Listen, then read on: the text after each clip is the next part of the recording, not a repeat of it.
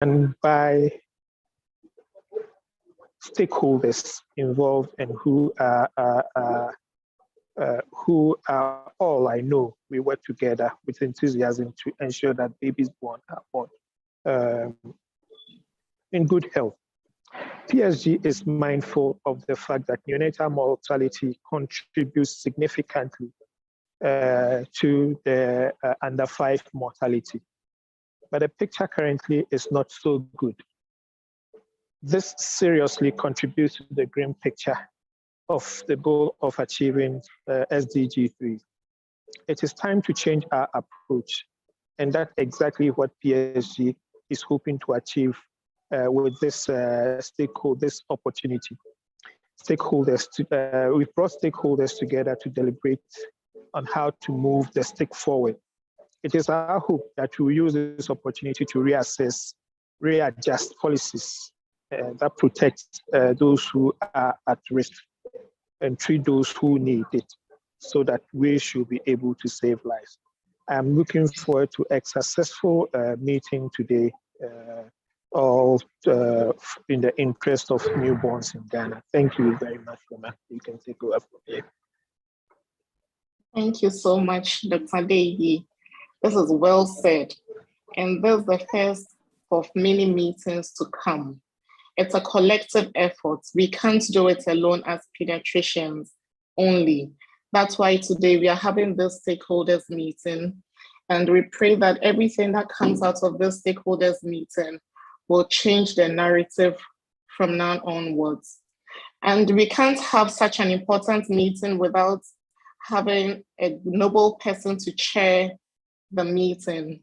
So when the Birth Asphyxia Awareness Month team, as well as PSG, put our heads together, we couldn't have chosen any other person but Honorable Francisca Otin-Mensah. Honorable Francisca Otin-Mensah is a chairperson for the Parliament Select Committee on Gender, Children and Social Protection. She likes her introduction to be as brief as possible. So without wasting much time, I would want to invite Honorable Francisca Otin-Mensah to take over the meeting as a chairperson and to give us a short word. Unfortunately, she's not here, but she sent us a rep who would do just what she would have done if she was supposed to be physically present. So please, the rep for Honorable Francisca Otin-Mensah.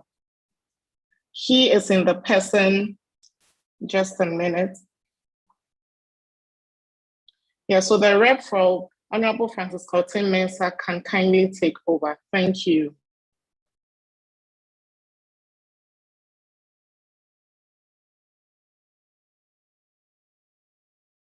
Dr. Hamza, please, are you on the call?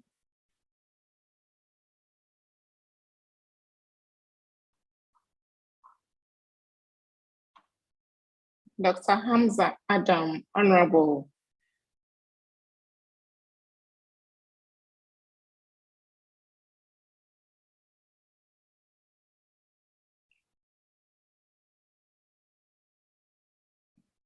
Hello.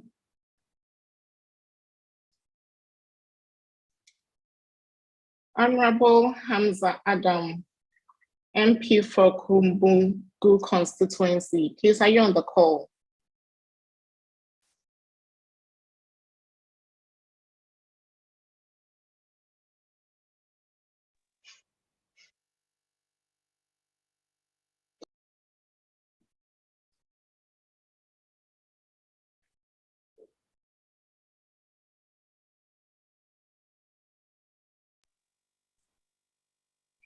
Okay.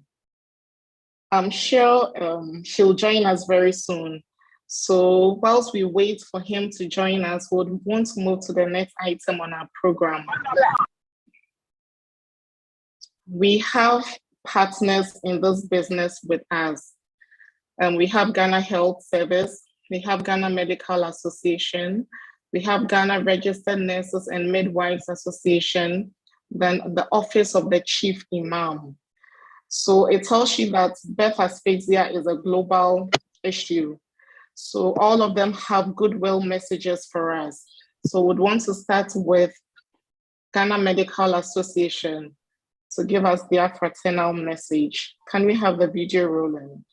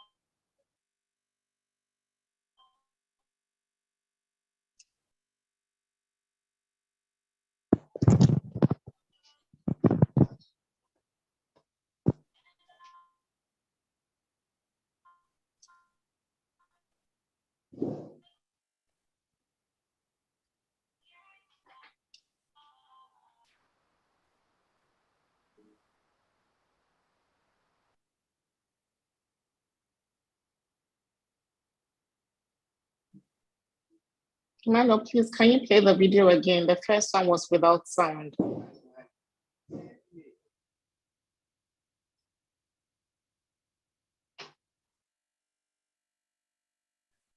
We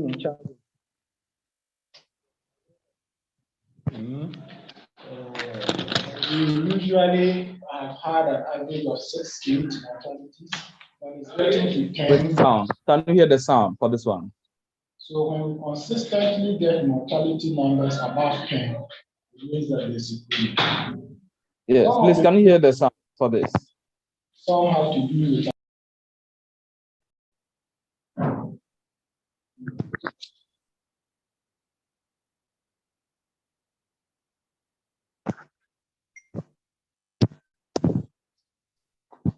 MC, please, can you hear the sound for this one? It's not too clear. I can hear you talk, but I can't hear him speak.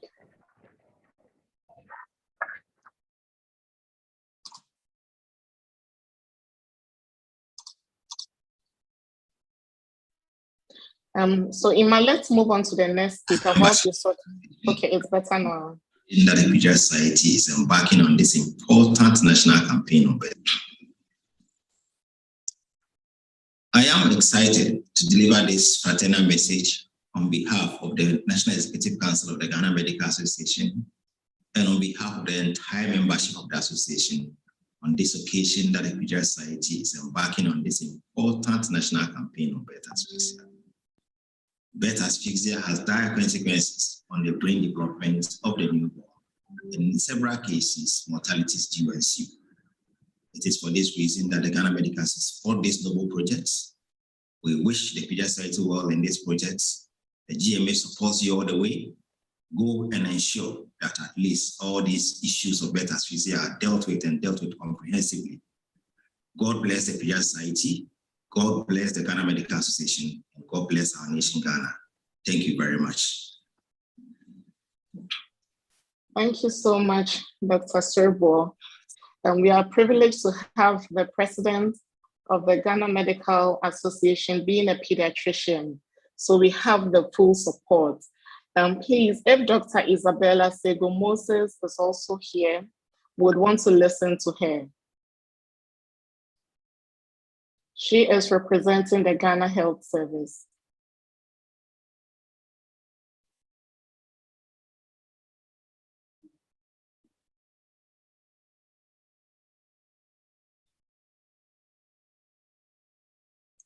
Dr. Isabella Sego-Moses,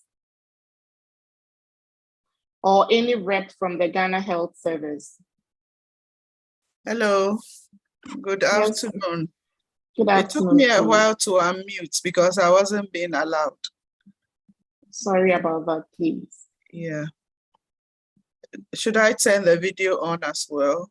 Yes, yep. Please, we'll be so happy. Okay, good afternoon.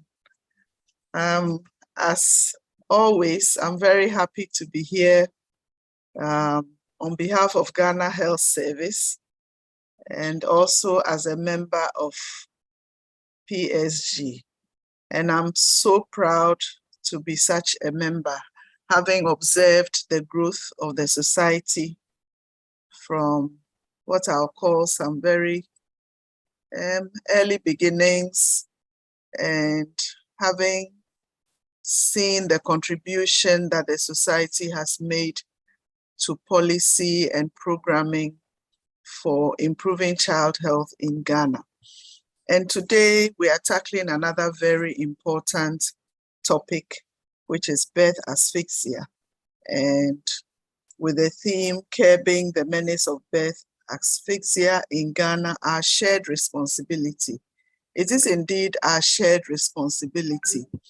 And we have been working on this together ever since we put together our National Newborn Health Strategy, the first and now the second one. And sometimes I think these things are, when you look at the milieu in which we operate, you would think that it's a low-hanging fruit, but it's not so easy to pluck. It's somehow a low-hanging fruit because when we look at antenatal care, we're able to reach more than 97% of pregnant women in Ghana. And then fortunately for us as well, about 80% of these are delivering in our health facilities.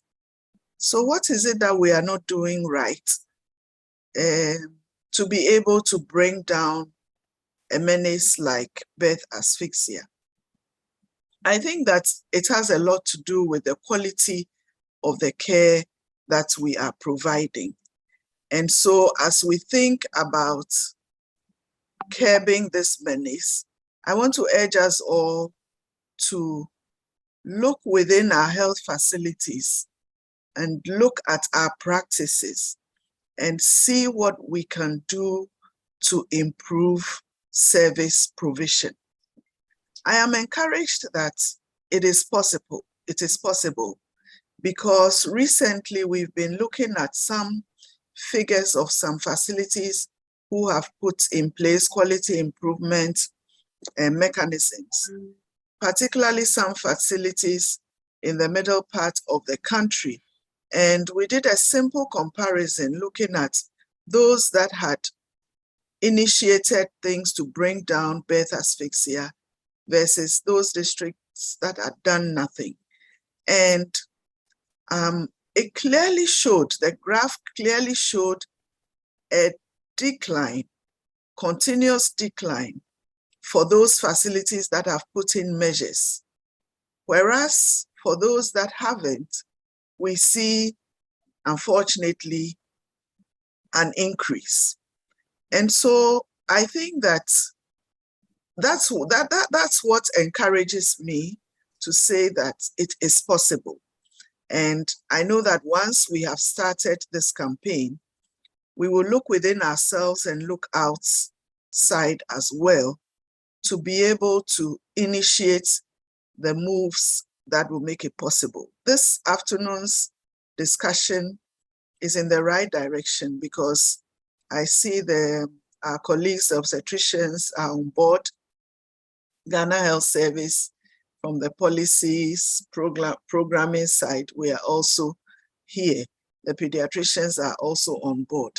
I wish we could also have our caregivers, but all of us at one time or the other, most of us have been caregivers, or we've had family or friends who have been caregivers. So we are all represented as well. So I just want to say that let's all listen carefully, and I hope that we will go away motivated to continue this good work. Another area that I count on the society to help us with, as I always like to do, to give us some homework to do. I remember the past few years, some years ago, when we had our pre-conference workshops and we were doing Helping Babies Breathe workshops for midwives. I think that we should bring them back and go beyond helping babies breathe to look at other aspects of care that we can also hold workshops on to improve our service provision. And I want to perhaps propose quality improvement practice for some of the workshops, and also for us to avail ourselves, especially the pediatricians, the neonatal nurses, and specialists among us, to avail ourselves to act as coaches and mentors for the lower level facilities. So with that, Ghana Health Service says we are constantly with the society and will continue to work together for the good of our nation. Thank you. Thank you so much, Dr. Isabella Chigo-Moses. So Dr. Isabella is the Deputy Director, Ghana Health Service, with the Family Health Division. And through her fraternal message, she's given us assignments. And we are going to take them up and give you a feedback very soon. Next on our list, we have a representative from the Office of the Chief Imam. He's in the person of Sheikh Arimeyao. So if Sheikh is on the call, Sheikh, please, can you give us your fraternal message?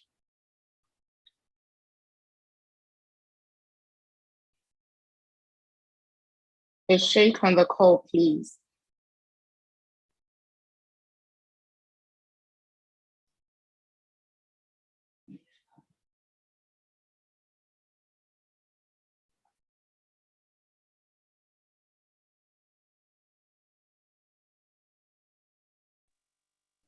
Hello? Hello, Sheikh. Hello, can you hear me?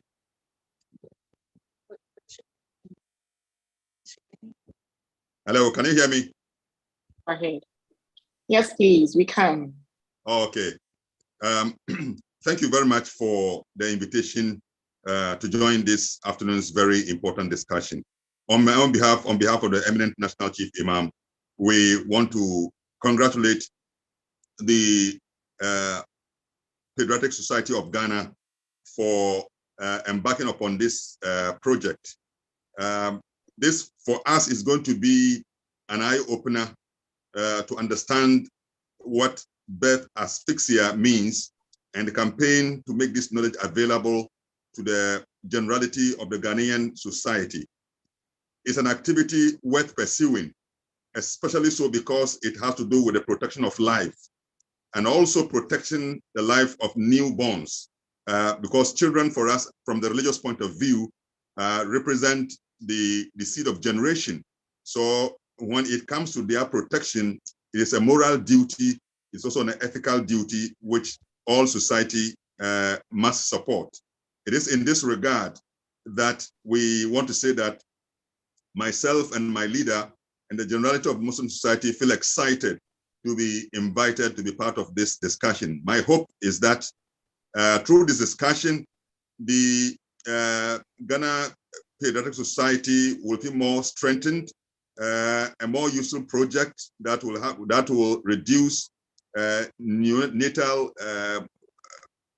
mortality to ensure that we protect children in our country. So once again, thank you so much for the invitation, and I hope that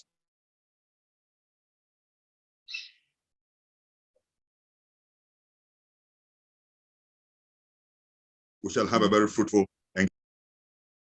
Okay, thank you so much, Sheikh. Well spoken, well said. And I'm sure that when the Muslim community comes on board, it will go a long way to help us reduce birth asphyxia. Please, do we have any rep from the Ghana Registered Nurses and Midwives Association here? Any rep from GRNA?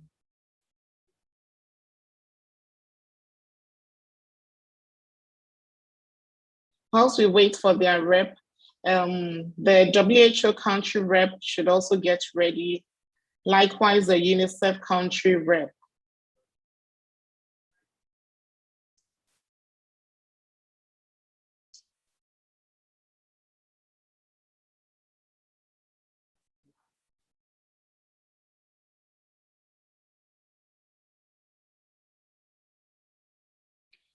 Okay. So is the WHO country rep on the call? WHO country rep. UNICEF country rep.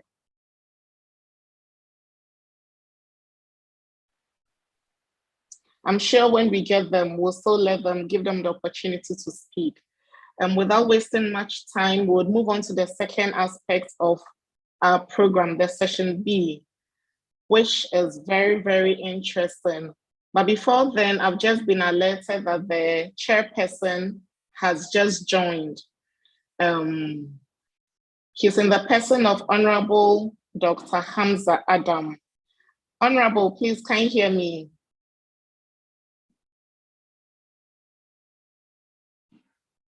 Honorable.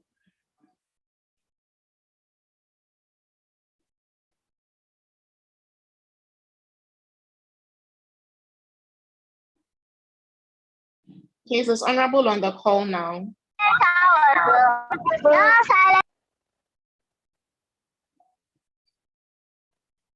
All right, whilst we wait for him, I think we should move on to the second part of the program.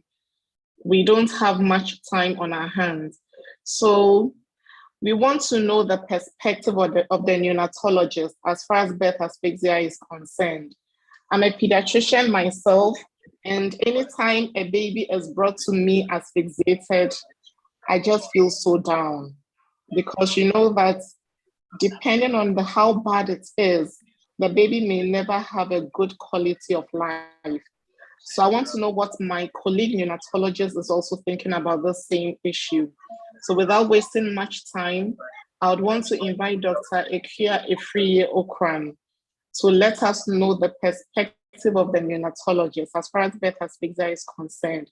She's a neonatologist working with Confanochi Teaching Hospital. So Dr. Okran, please can you share your slides and go on with your presentation? Thank you.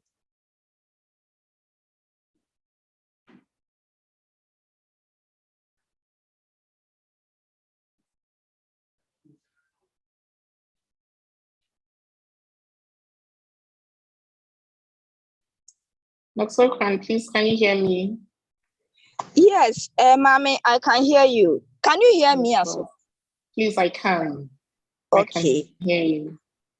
All right. Good afternoon. I don't know whether it's possible for my ONG colleague to, because let me try. Let me try and then. Yeah, so, because now sharing the screen will be the difficult. But I don't know whether Emmanuel can share my slides so that I'll just present, whether that's possible.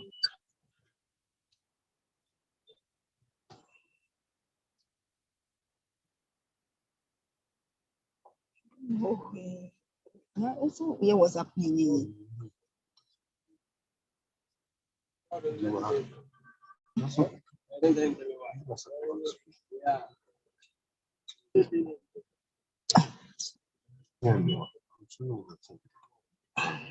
Okay, I don't know where.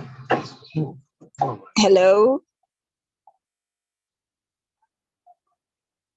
Aha, okay. Thank you very, very much. Thank you very, very much, Emmanuel, for sharing my slides. I'm very, very grateful.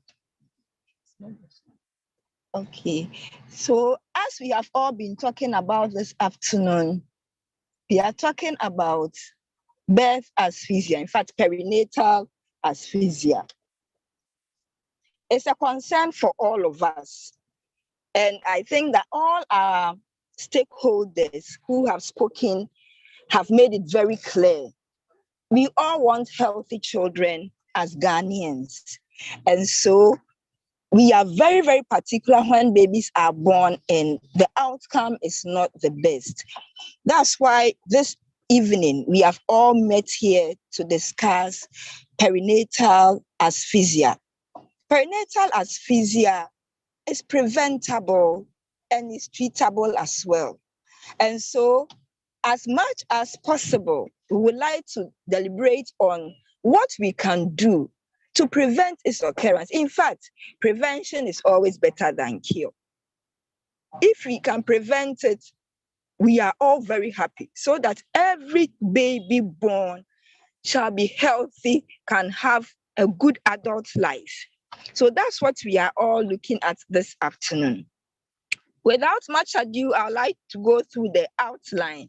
We'll just look at a little background about perinatal asphyxia, its epidemiology, pathophysiology, interventions, and then complications that can arise. So by way of the background, what is perinatal asphyxia? What is it and why are we talking about it? Perinatal asphyxia occurs where there is lack of oxygen or lack of blood flow or gas exchange to or from the fetus in the period immediately before, during, or after the birthing process.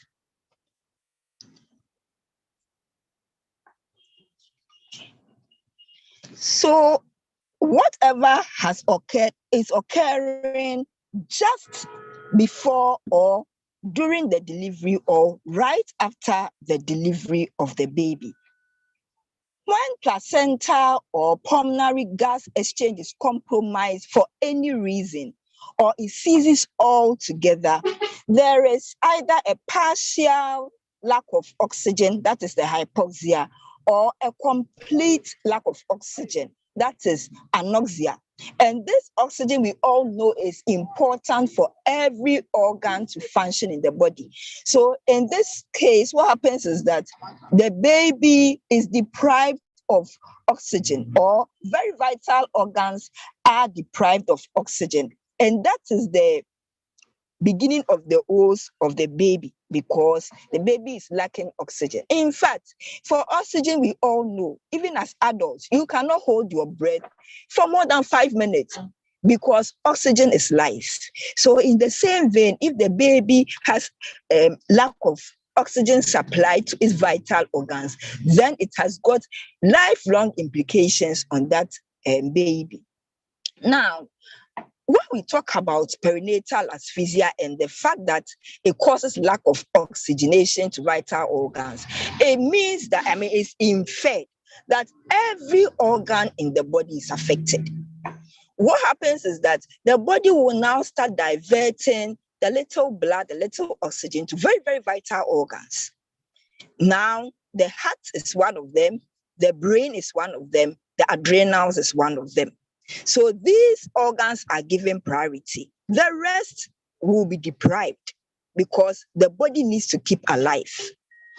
Now, when this happens, it implies that asphyxia affects every organ of the body.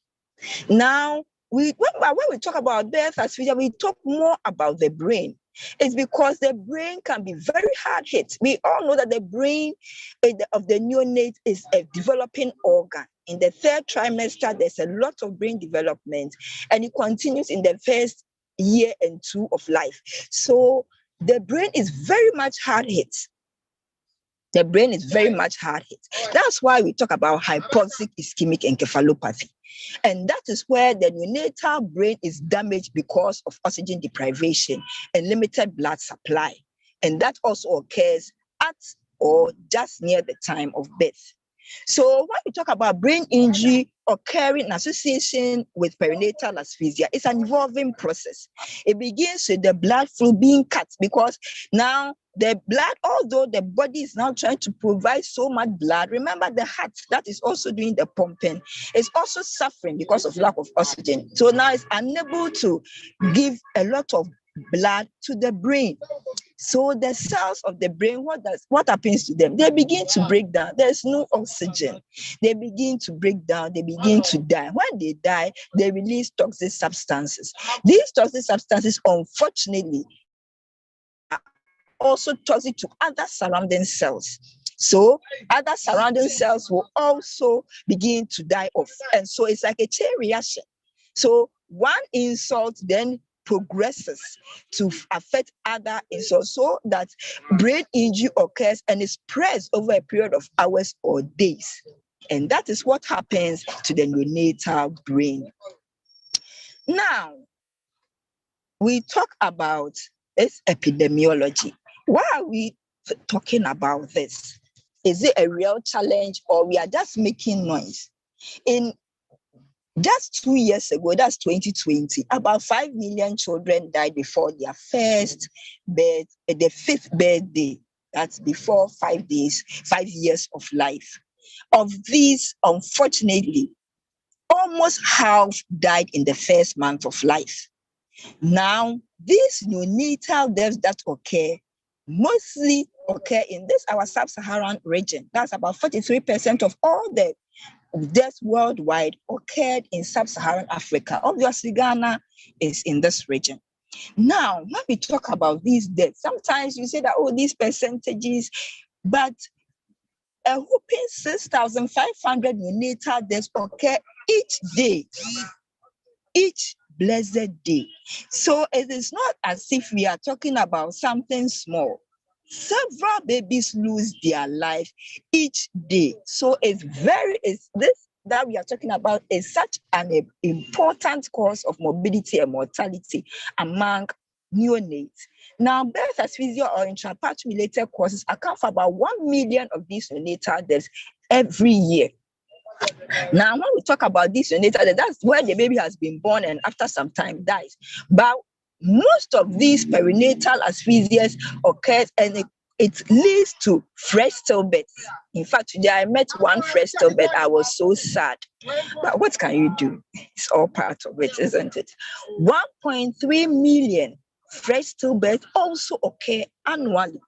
So we are talking about 1.3 million babies who could have been saved if interventions were put in place well for them. Now, sorry, please, let's go to the local data before we go to the pathophysiology. Emmanuel, please help me. Yes. So for the local data, we're just looking at our other facilities like Kolebu, TTH, and then even Konfuanoche. Now for Kolebu, a study conducted in 2017 showed that about 21% of neonatal deaths that occurred in the facility could be attributed to perinatal asphyxia. At TTH as well, they also had, for them, it was even a 5-year retrospective study. Here, about 21.7% of the deaths could be attributed to birth.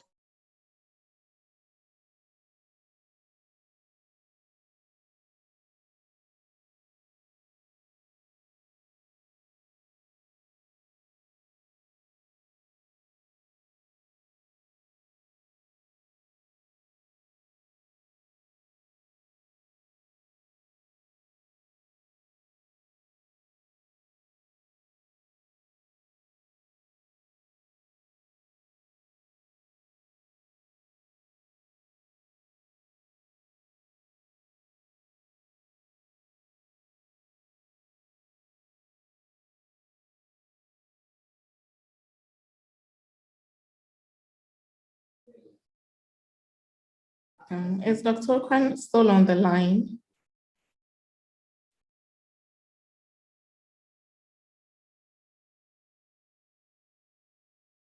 Okay, so apparently she's dropped off the call. And let's give her some few minutes to come back.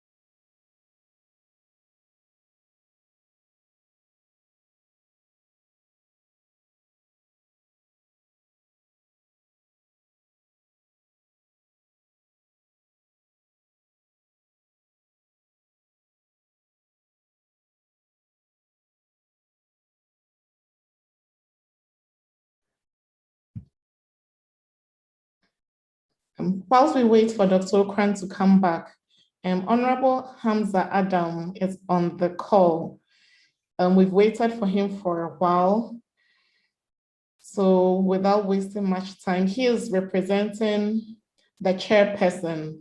So Honorable Hamza Adam is also a member of the Select Committee on Child and Gender.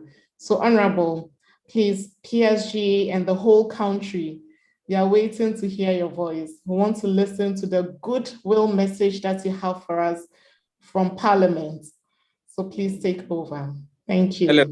All right. Hello. Good evening. Can you hear me? Yes, we can. All right. Hello. Good evening. And let me start by apologizing to everyone for the late joining of the program. I represent the able chair of the Committee for Gender and Children to deliver the keynote address on behalf of the committee. All right, let me go straight to read the address by the chair of the committee. The president of the Pediatric Society of Ghana, the gallant pediatric specialist, special invited guests, distinguished ladies and gentlemen. It gives me a great pleasure to join you all day for the launch of the Birth Asphyxia Awareness Month 2022 and the Stakeholders Dialogue. Every year, about 2.5 million children die within the first 28 days of their lives. Of the neonatal deaths, prematurity infections, and birth asphyxia top the list of the conditions that lead to the death of these babies. Today, we have gathered for a singular purpose, one which should untimely result in improved quality of life for the Ghanaian child and their families and deceased neonatal, infant, and under 5 mortality rate. We are here because we each have a desire to enable children in our nation to achieve their greatest potential. All holds barred. For the first time of many more times to come, the Pediatric Society of Ghana has embarked on the month of September as Birth Asphyxia Awareness Month, BAAM. September BAAM. How catchy is that? What is birth asphyxia and why is it important that we know about it? When a 42-year-old woman carries a pregnancy to term for the first time after several years of trying to conceive, she is told that she will need a C-section because of her age, bad obstetric history, and underlying hypertension. But the other women in the compound house where she stays and even her mother-in-law tell her that delivery by operation is really a delivery. It's not a delivery. It's not really a delivery. So she abandons her antenatal visits and stay at home until she goes into labor at 41 weeks. And even then, her husband is not at home and did not leave her money to go to the hospital. A traditional birth attendant who lives in the area is called to assist her in the delivery of her baby boy. After 8 months, the baby is born. He does not cry. He is limp. He looks blue. Now, a taxi is hailed by a neighbor and she is rushed to a nearby clinic. Luckily, there's a pediatrician who starts resuscitation, and after 10 minutes, baby Kojo starts breathing on his own. Not everyone gets this lucky, and unfortunately, many babies die from birth asphyxia. Some also unfortunately suffer from preventable disability from birth asphyxia. I applaud effort by the Pediatric Society in Ghana and its partners to highlight the issues around birth asphyxia and deliberate on ways to improve survival and outcome of these babies. I'm also happy that the key relevant stakeholders have also joined in this meeting. I pledge my support as well as the support of my committee and government to do all we can to support the birth system to reduce the incidence of birth asphyxia within the country. We are all in the meeting and will take ownership of our various roles going forward. Thank you very much for the opportunity. I'm done. Okay, thank you so much, Honorable. You've brought birth asphyxia into real life, giving us a typical scenario, which happens all the time. So your scenario is really true. Thank you so much for making time to talk to us. My pleasure, my pleasure. And please don't leave us yet. We still need you to listen to everything. I hear. I will be there too. Don't worry. All right. Thank you so much. Thanks for yeah. You're welcome, sir. So whilst we wait for Dr. Okran to sort out her internet issues and other technical problems, we'll move on to the next presentation from Sugog. So if Dr. Patrick Akpo Enum is on the call, please share your slides so that we listen to you. Here's an obstetrician, and they contribute a lot, for lack of a better word, to birth asphyxia. Pediatricians don't cause most of the birth asphyxia we have. Most of it happens before they get to us. So we want to know what it is from their end so that together we can come up with solutions. So Dr. Patrick Akpo Enum, please share your slides and take over. Thank you.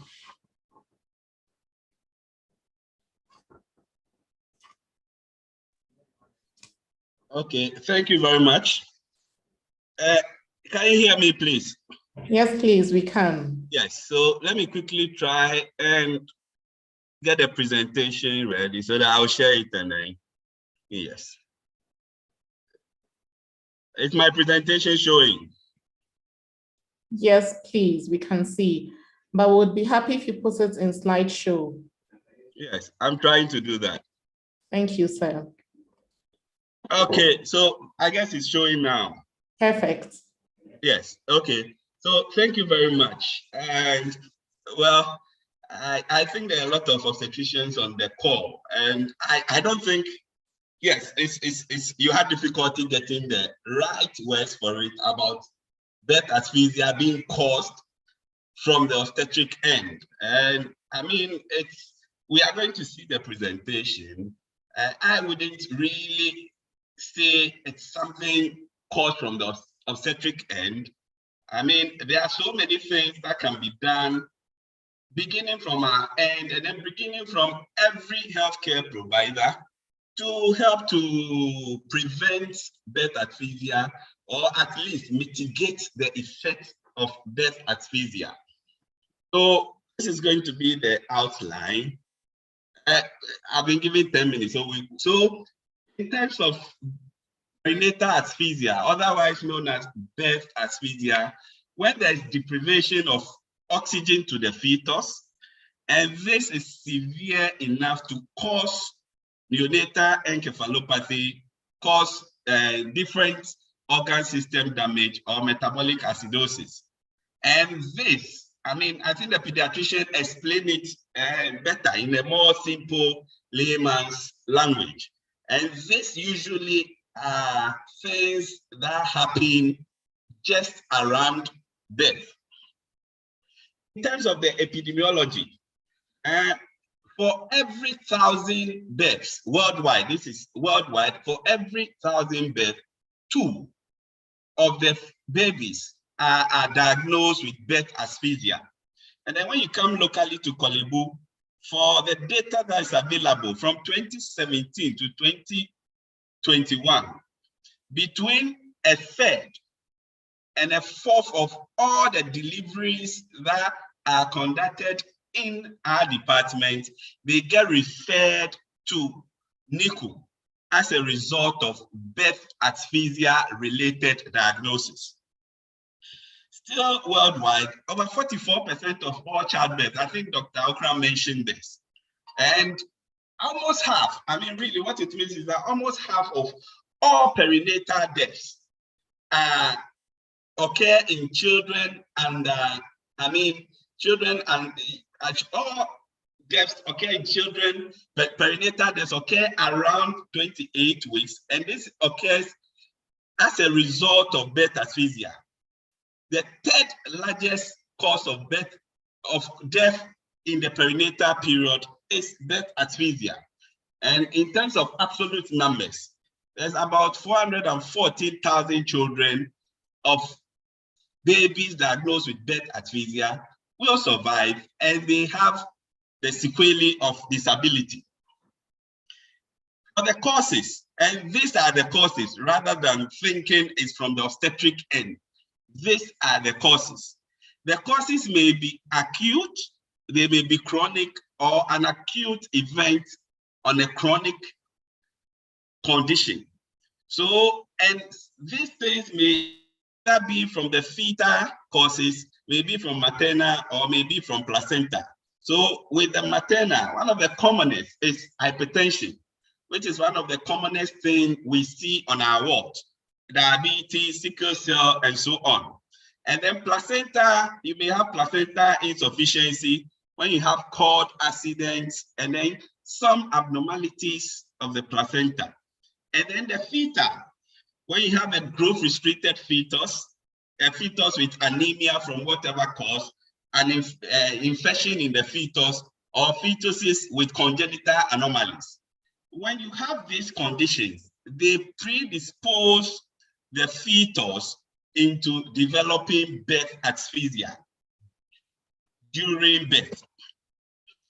So basically, what the obstetricians need to do is to identify the hypoxic baby and institute measures that is going to mitigate the effect of the hypoxia, or institute measures that is going to stop the hypoxia so that the fetus does not come out with the diagnosis of fetal asphyxia. And this is where everybody comes in.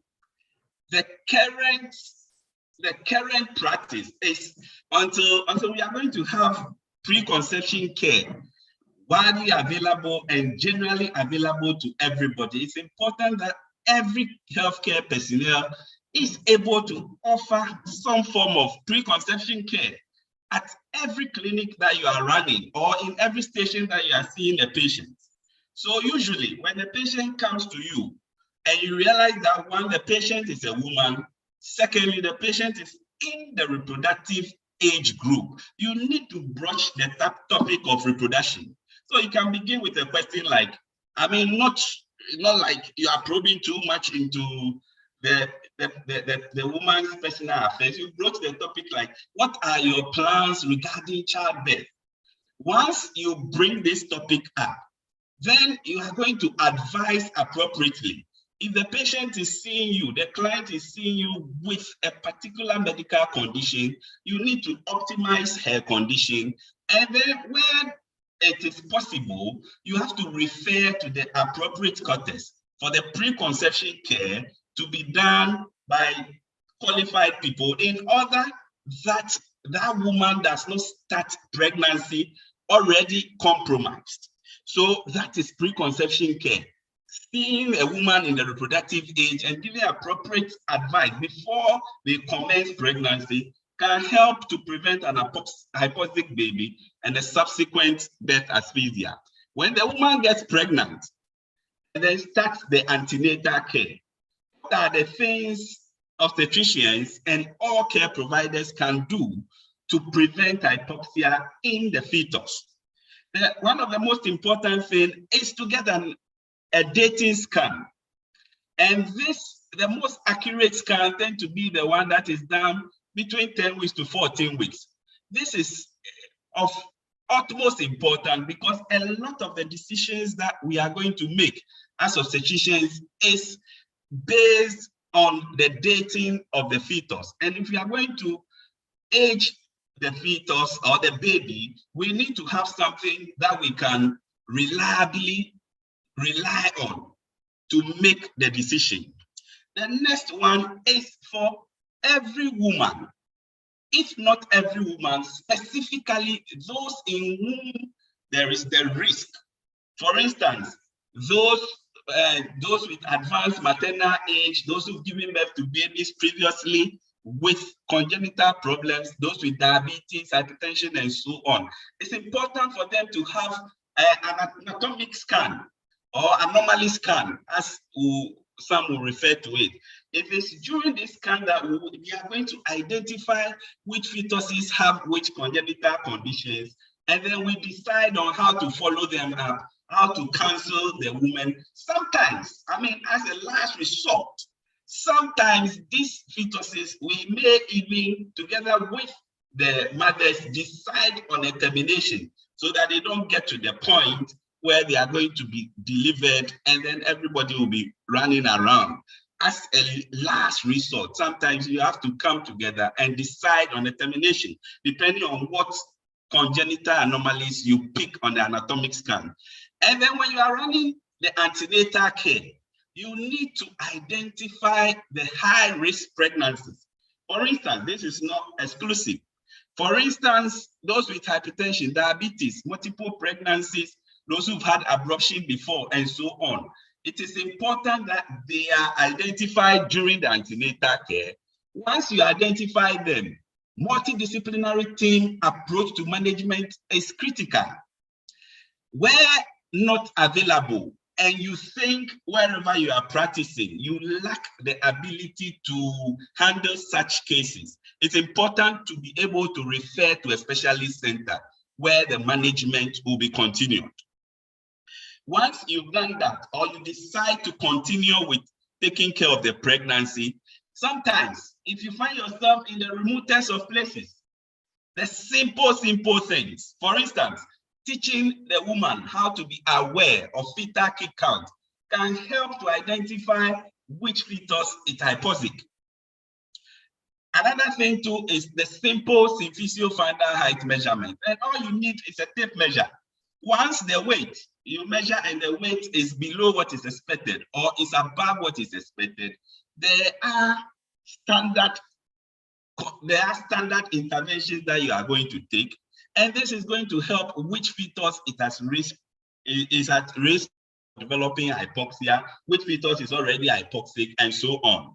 And then, depending on where you find yourself and what has been diagnosed in the fetus, we may want you to do a non-stress test, which is quite available. I don't know which places have it, but it's something that we tend to use a lot, particularly in fetuses that we've identified some hypoxic condition.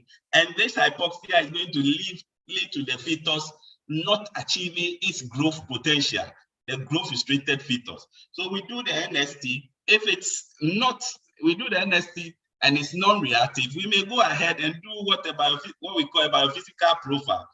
All this will help the obstetrician to decide on which interventions to take. Sometimes, for instance, if you have a biophysical profile score of 2, we may decide and the fetus is at a stage where the fetus is well advanced, so more than 28 weeks. We may decide to deliver urgently, and this is going to help prevent birth asphyxia. Sometimes we may test the ability of the fetus to withstand labor by doing a contraction stress test. This is basically doing the NST or the CTG where there is contraction. This is very important to help us which fetus can go through labor and which one cannot go through labor so that we can take appropriate decision. Once antenatally, you've taken a good history, a good examination, you've done the appropriate investigations and so on, you are able to identify which fetus requires close surveillance and monitoring in labor.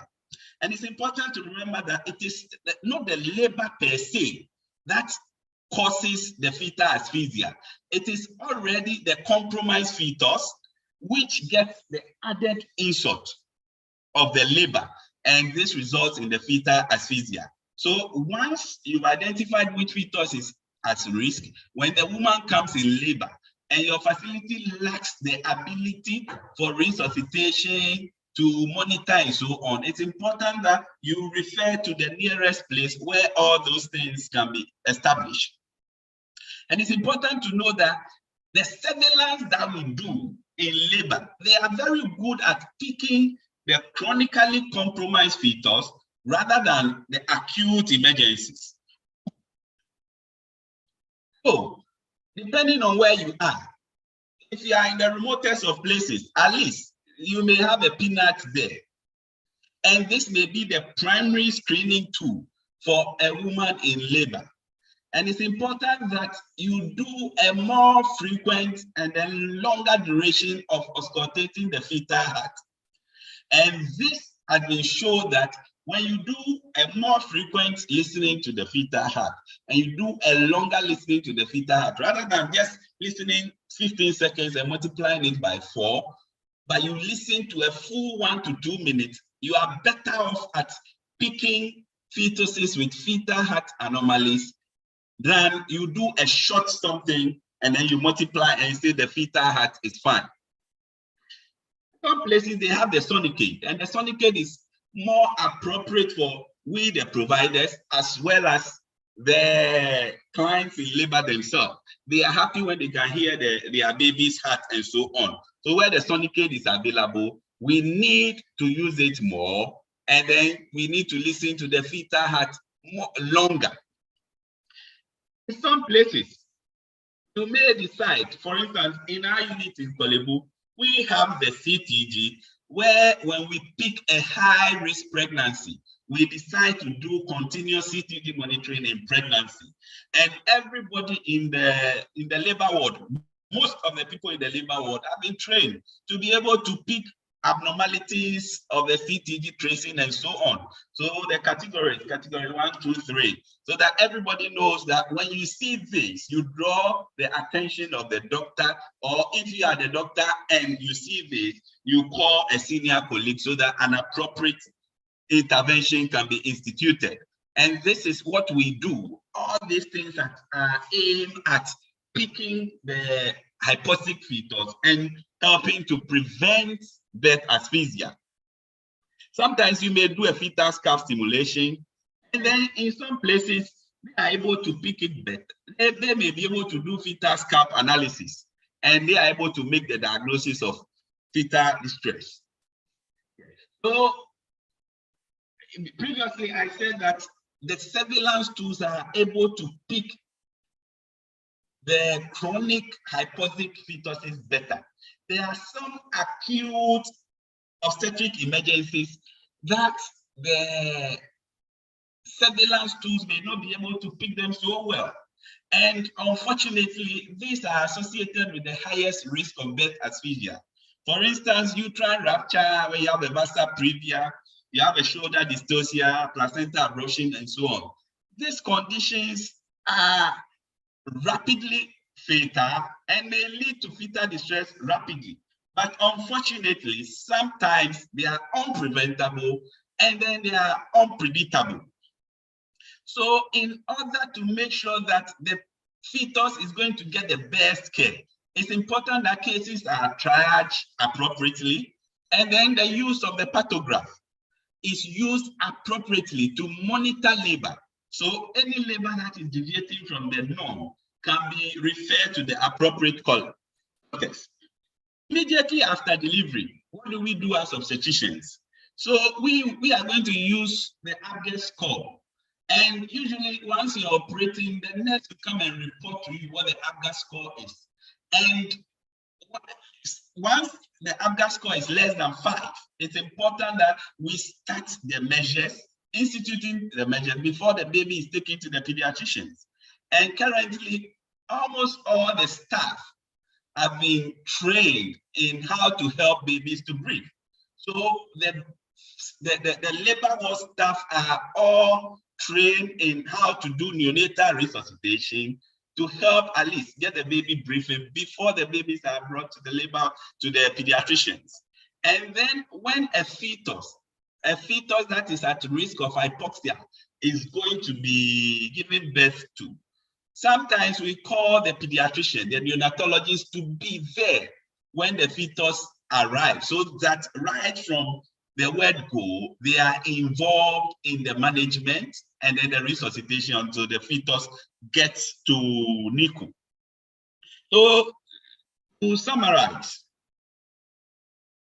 birth asphyxia, as we are realizing from all the presentation and the discussion, is a serious thing which is preventable. In order to prevent it, we need to optimize every woman prior to her embarking on pregnancy. We can do monitoring of the woman once she gets pregnant with simple things like peanuts, all the way to complicated things like the electronic fetal monitoring. And when they come in labor, we need to monitor closely, and then where necessary, we deliver the fetus expeditiously to help to curb the menace. Thank you. Thank you so much, Dr. Akpo Inum. I'm so excited about the presentation. You've proven to us that it's a collective effort. I think at the beginning, I said pediatricians don't deliver asphyxiated babies, they come to us, and obviously have made us understand that it is not only from the obstetrician, it's a collective effort. So I want to apologize for making that statement. I think the obstetricians wouldn't take it too well with me. So I'm very sorry for making that statement. And thank you for such an excellent presentation. We have another presentation from PSG, and that will be taken by Dr. Jennifer Asamandanga. So she's going to talk, Dr. Jennifer is going to talk about reducing the incidence of birth asphyxia at the Sunyani Municipal Hospital. She did some work there, and she wants to share her findings with us as to how she was able to reduce birth asphyxia there. So Jennifer, please, can you take over?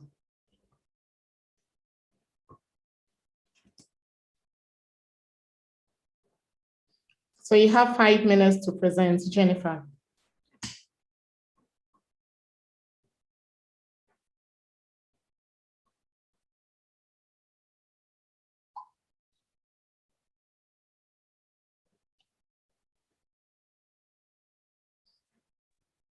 Hello. Sorry, I was struggling to unmute myself. Please, can I be heard? Yes, please, but we can't see you. Okay, I will try to put on my video too. Okay, is that okay now? Yes, thank you so much. Okay, so thank you so much. Thank you, PSG, for this opportunity for us to share what we have done in a very small corner in trying to reduce the incidence of birth asphyxia. And it's not my work. That's a disclaimer. It is the work of the quality improvement team of the facility. So it wasn't done by me alone. We are a team of about 11 people, comprising the pediatric team, the maternity, our obstetricians, our administration, and our managers, all collectively putting this work together, and our health information people. So it wasn't just solely me. But I'm so privileged to present and share what we found. And then I would also want to say that it's not a full research. We used quality improvement steps and guides in coming up with what we developed, and then came about the problem. And then we analyzed the problem, and then we developed and tested change ideas, and then we implemented it. So it's not a full project, research work as some of us might be anticipating to find. So we worked on reducing the incidence of newborn birth asphyxia at the maternity unit of the Sunyani Municipal Hospital. This was started in somewhere in 2021, and then we've been able to sustain whatever gains we were making. That is why we have added towards sustaining the gains. Okay. So as an overview, enough has been said about statistics, but just a little thing once it's part of my presentation. We all know that neonates, mostly from our maternity ward, end up in a NICU. And then we're looking at the high admissions that we're getting because we have a very small NICU, initially taking just 5 babies. Now we've been able to expand it to about 12 babies, to take about 12 babies. But our turnaround time is very high. We're looking at the very frequent cases that come there and see how we could help to manage it. Once that is what we could work around. So we looked at the data and then we reviewed it, analyzed it using a Pareto chart to identify the condition that caused the most of admissions. And then we found out that it was birth asphyxia. So we went on to look for some of the contributory factors using a fishbone to analyze the problem. And then we developed change ideas based on the contributory factors that we came up with. And then we tested these change ideas over a period of 6 weeks. And during the test period, we wanted to see, are there things that we thought we would do to reduce that are wrong? Are there any learning curves that we would pick up before we finally decide to roll it up as a full project in the facility? So as for the statistics, enough is said of that, just that WHO also recognizes that 900,000 deaths are as a result of birth asphyxia every year. So in 2020, we reviewed the data for Bono region, and then incidence of birth asphyxia stood at 39 per 1,000 live births. And then at the municipal level, it was 46 per 1,000 live births. But then within our facility, over the same period, we're recording 63 per 1,000 live births. That means that we did contribute even significantly to the municipal level and the regional level figures. Aside the incidence of the birth asphyxia was not enough, we also found that of all the deaths that we had over that period, 62.5%, way above half of the cases of our mortalities were as a result of birth asphyxia. So if we had to do something, we had to focus on asphyxia and try and work on it. So we gathered data, the source of our data was from the DIMS, the maternity records, and the NICU records, trying to look at the figures in all those and then reconcile before we use it as a basis. And then we did the review of data from 1st June 2020 to 1st June 2021. And that data was analyzed using a Pareto chart. And there's the Pareto chart we have. It shows the various conditions and how those are landed in our NICU. And then birth asphyxia stood tall, representing 172 cases out of the many. That alone in neonatal sepsis accounts for over 50% of our admissions in the NICU. So if we bring down the number of cases of birth asphyxia, it means we are going to ultimately cut down on the general number of admissions that we have. So we set an aim to reduce the incidence of birth asphyxia in the Sunyani Municipal Hospital maternity from 63 per 1,000 live births to 32 per 1,000 live births. Our target was to halve it, and we started this project from 15th of July, and over 6 weeks, to by the 31st of August 2021, we hope to have achieved this set targets. This was from our analysis using the fishbone analysis. The head end, we have the problem we are targeting. We are trying to solve high incidence of birth asphyxia in Sunyani Municipal Hospital.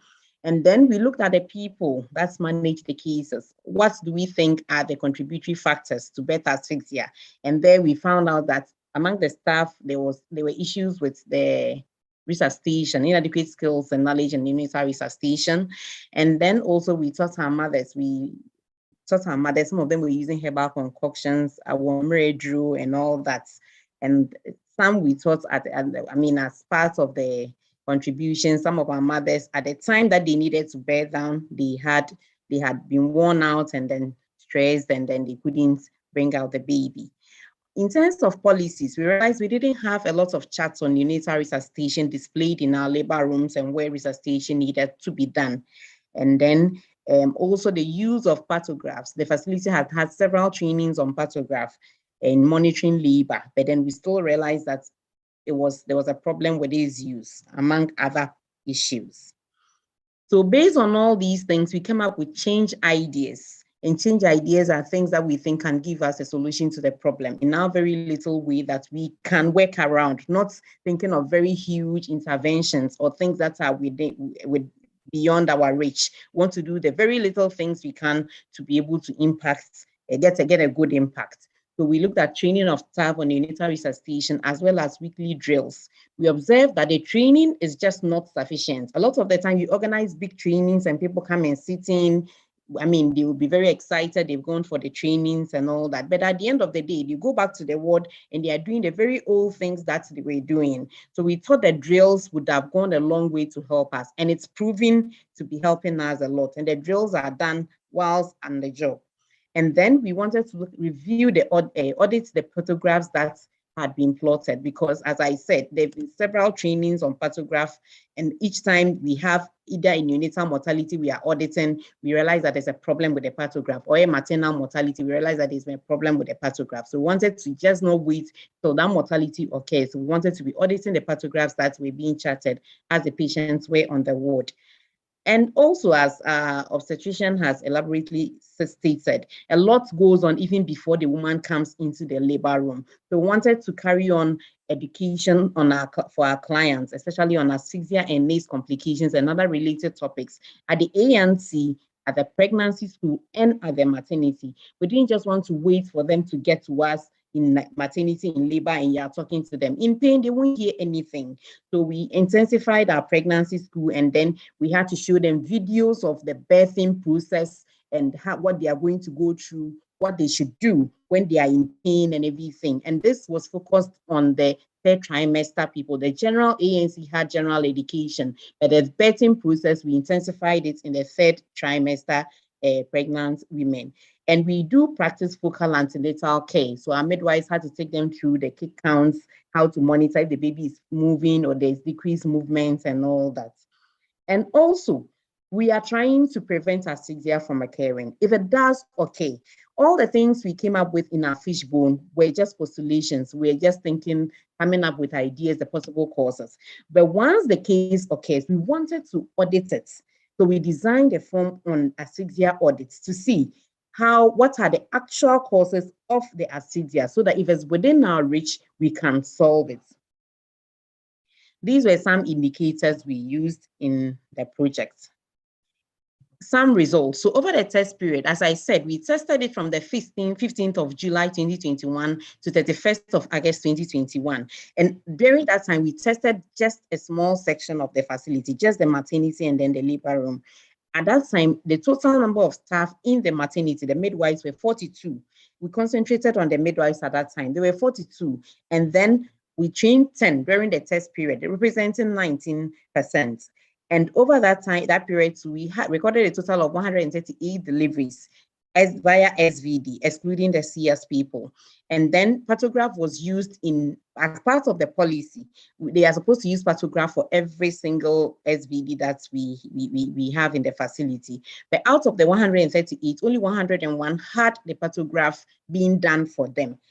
And aside that, just 79 were correctly plotted. That represents 57.2%, despite the numerous trainings on photograph plotting.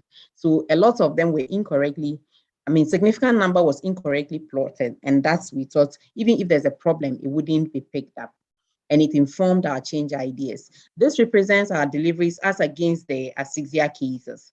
And this include, our change ideas, including the education, the trainings, and other things. We thought it contributed to reducing the cases of asphyxia from 63 per 1,000 live births, where we started, to 40.1 per 1,000 live births. So at this point, we sat back, reviewed our change ideas, and adopted some. We adopted some, we took it wholesomely and decided to roll it over. But some we decided to modify and see what new things we could do, especially with the photograph audits, for instance.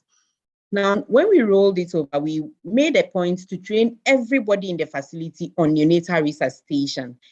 Who had a contact with a newborn. This is because at that time, MEPSI had trained everybody when MEPSI was on, MEPSI 1 was on. But when we started, there's barely about 5 of them were still within the maternity unit. So we wanted to train every other person, including midwives, the theater staff, the recovery staff, the anesthetists sometimes who help us resuscitate these newborns, the NICU nurses who receive these newborns, the health officers and the medical officers that were there at the time that we started the trainings. And also the educational sessions on the asphyxia, we made sure they knew more about the science of labor, what asphyxia was, what contributed to what's the effects of herbal medication use, the birth preparedness, as we've already stated, and then the birthing and maternal efforts that needs to be put in place to be able to prevent asphyxia. Some findings from the audits we did on the pathograph, and we had a total of, so we focused from January to June 2022. We had a total of 17 cases of asphyxia, and we were able to audit 14, representing 82.35%. We didn't audit the other 3, a few challenges. The mothers had been discharged and we couldn't lay hands on the ANC book by the time we were ready to audit. Usually we would have to take it, make photocopies before the women leave if we are not able to audit it whilst they are on admission. And then we found out, interestingly, that we were just writing asphyxia, and it was even contributing to our data when truly it wasn't all asphyxia. Somewhere, 2 cases we found extreme preterm, 28 weeks with respiratory problems, and then our dear midwives just write asphyxia because maybe probably had nothing to write. And then one had multiple congenital anomalies from a prenatal scan, had kidney problems, had I think multiple masses in the abdomen, and a whole lot. When the baby came out, had abnormal limbs and other things, had microcephaly, but all this baby was brought to NICU, not even on account of all these other things we are talking about, and even the scan had given it to us, but then it was brought to NICU because of beta asphyxia, and it had gone into our records. Unfortunately, we didn't go back to changes in the A&D book, so it had also gone into add on to the numbers of the asphyxia. So we just wanted to reiterate with these few things that it's not all that is recorded as asphyxia, it's truly asphyxia. So we have to be looking into what we put in as asphyxia. And then some other causes we found were cord around the neck, mothers using herbal enema to induce labor. So the babies came and were already in distress before the delivery process event started. A case had cervical dilatation arrest, and then there were issues with delay in augmentation of labor. Then again brought us to our pathograph. So we started intensifying the training of the pathograph at the ward conferences and at the bedside to just not wait and sample them and audits. We wanted to be doing it bi-weekly at their ward conferences. 1 or 2 pathographs will be looked at and discussed with the midwives on what should be done. Because there are times that they were charted and then you look at it and it's gone past the action line and then we are still chatting and you really don't know what we're doing. I think 2 had delayed CS response time. 1 was a retained second twin and was given some time to be out, and then baby wasn't out, and then they had to prepare for CS and all that, and then there was a delay. And the second one that had a delayed CS response time, it was an emergency CS, but got to theater and there was already a case on the table. So the baby that mother had to wait for the first case to be finished before she's moved in. And that's again, we are looking at our resources and our issues around. Now, we looked at our mortalities. We had a total of about 8 deaths and representing 8.76 per 1,000 live births in terms of our mortality. But then this time around, not only were there asphyxia cases happening, we're able to reduce the mortalities that came as a result of asphyxia from the 62.5% to 25%. And mainly our problem now is prematurity neonatal sepsis, which we have to focus on. This is my final slide on the results. We started with the incidence at 63 per 1,000 live births, and then we tested the change from mid-July to August. And by the time we finished the test period, we had brought down the cases to 40.1 per 1,000 live births. And as we reviewed the data periodically, in December 2021, we reviewed again, we had come down to 20.8 per 1,000 live births. And as of June 2022, we had come down further to 18.6 per 1,000 live births. This is just in terms of the incidence, and our mortality too has reduced to 25% of all our mortalities. This shows the deliveries as against the number of cases of asphyxia that we had and how we computed, we arrived at the various figures that we got. So the lessons that we learned, that not all that is captured as asphyxia is truly asphyxia. We have to look at it. Sometimes our midwives will just take the baby and say, oh, wait, your man is saying your man is 8, or wait, your man is 5. Now at our audits, we would ask you, what is the breakdown of your ABGA? And then they have to make sure they score very well before they add it. And because of the audits, we started thinking of other possible causes, that's reasons why the baby is behaving the way he or she is behaving, not necessarily just asphyxia. And then we've also noticed that the big trainings are not just enough. The small training and drills at the bedside is very significant. We have the dummy there.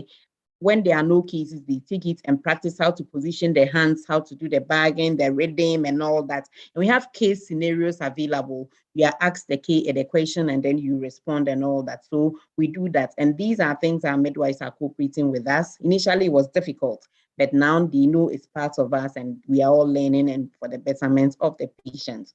And also, we've also learned that timely intervention in terms of instituting appropriate resuscitation is very key in reducing the incidence of asphyxia. So thank you very much. We believe that with more work and collaboration, we'll be able to further decrease the number of cases that we have. These are just picture gallery of some of the things that we did at our pregnancy school, the education, the neonatal resuscitation trainings. We did it in very, very small groups so that it would be hands-on. We acknowledge WHO, UNICEF, they came together with Ghana Health Service to give us the knowledge and the skills in using the QI tools to come up with the small problems that we can solve.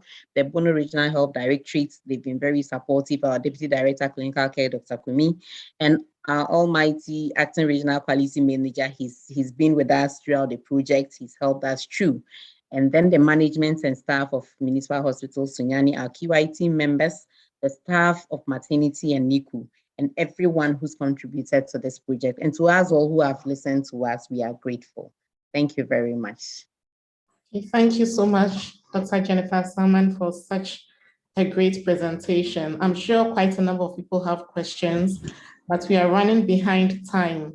So we want Dr. Okran to quickly conclude on her presentation. I give her 2 minutes to quickly conclude. Then I would hand over to Dr. Emmanuel Okon to take us through the roundtable discussion. So, Dr. Okran. Thank you very much, Mame. Thank you very, very much. Please, so I'm very sorry for the technical hitch. I'll just round through the very last aspect, the intervention. Timely resuscitation cannot be overemphasized.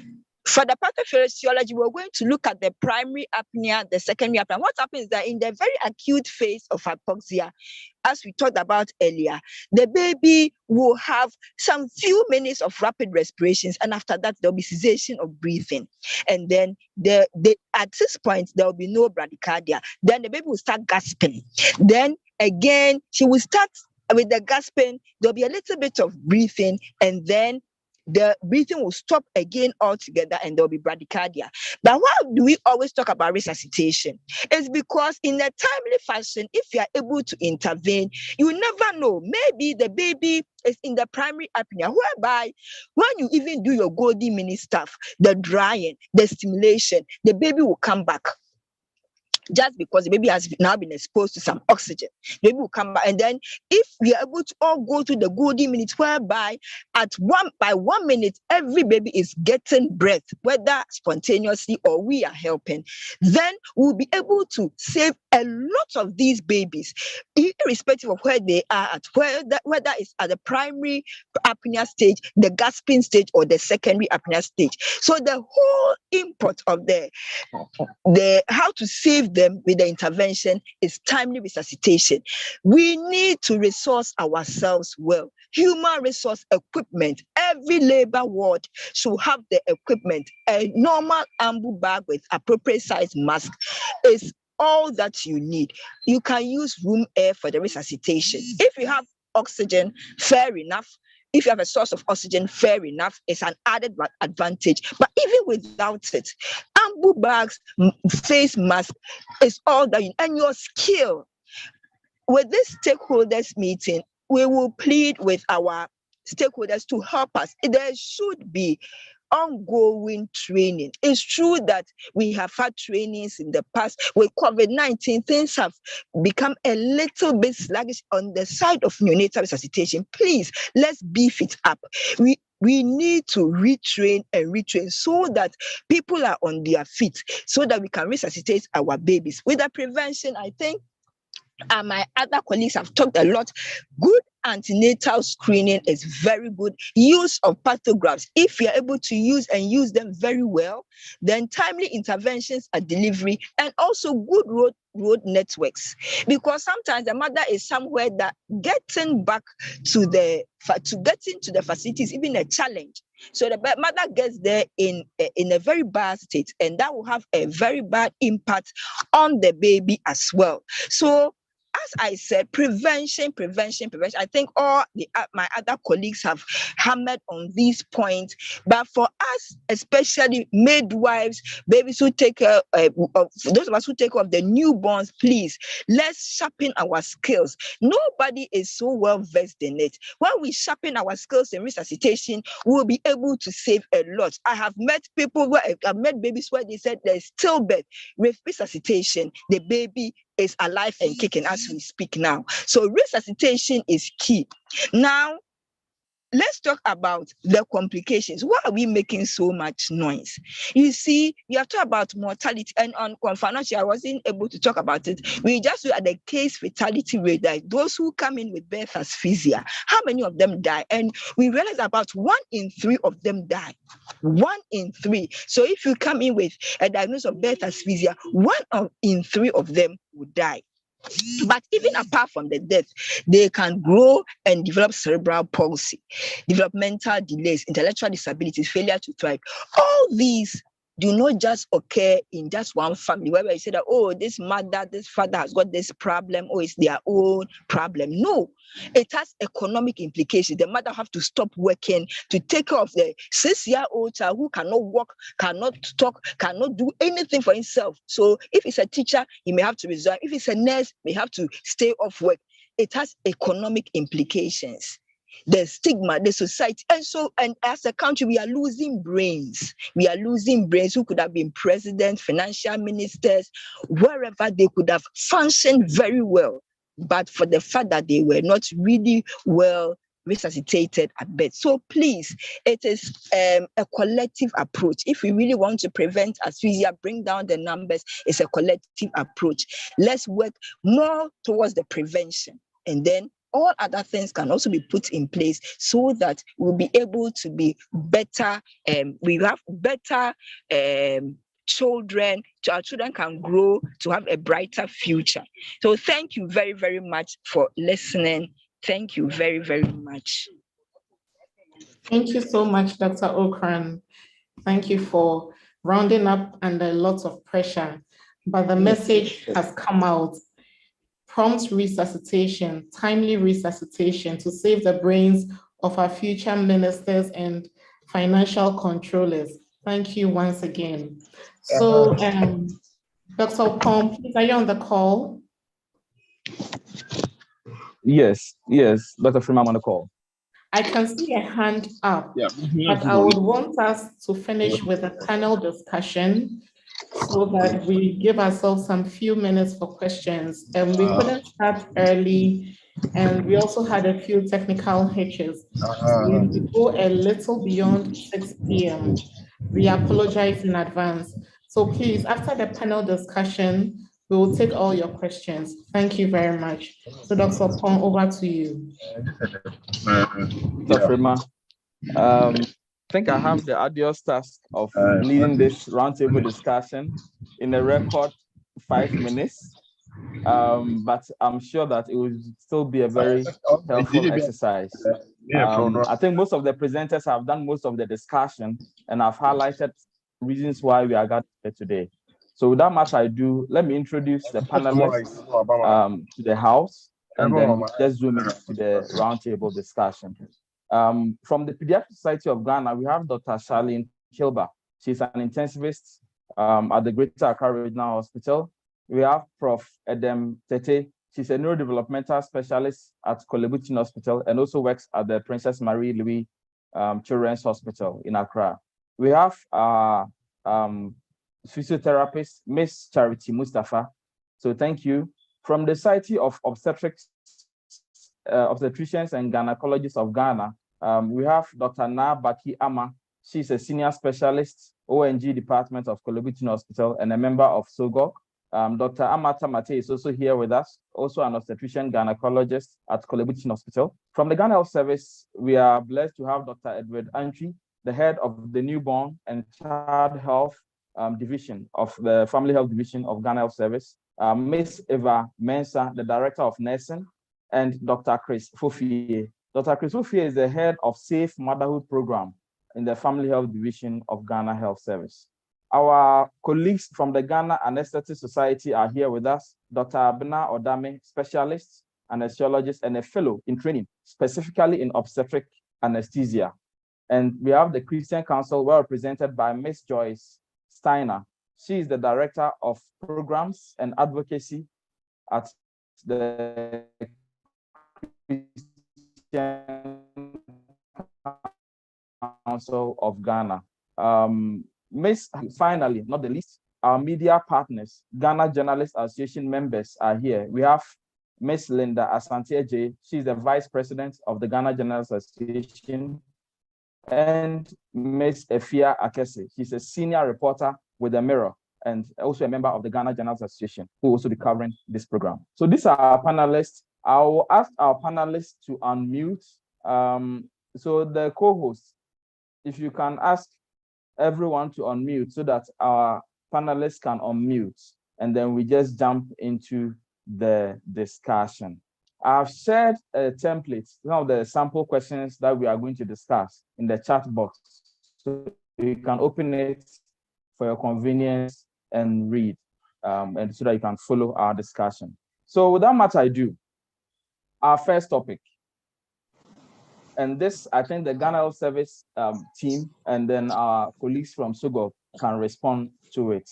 Dr. Chris can respond, and then Dr. Tamate or Dr. Ama can respond to this for us. What are some of the challenges in antenatal care and labor that contributes to birth asphyxia? Just so that you can highlight these challenges so that even non-clinicians on this call can appreciate. What may stop a Ghanaian woman from having a healthy baby? Why should that be so difficult? And currently, what's our resource strength? What resources are currently lacking in our facilities, which are directly and indirectly contributing to the high incidence of birth asphyxia?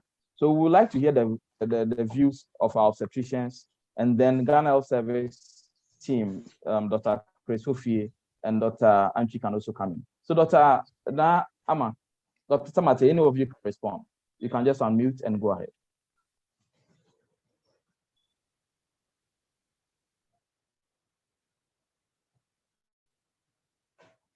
Is Dr. Tamate here?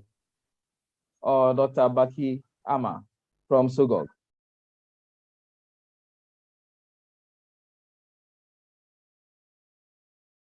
All right, otherwise I'll let our Ghana Health Service team, Dr. Chris Fofie. Yes, you can take the first bite whilst our SOGOC team members join us.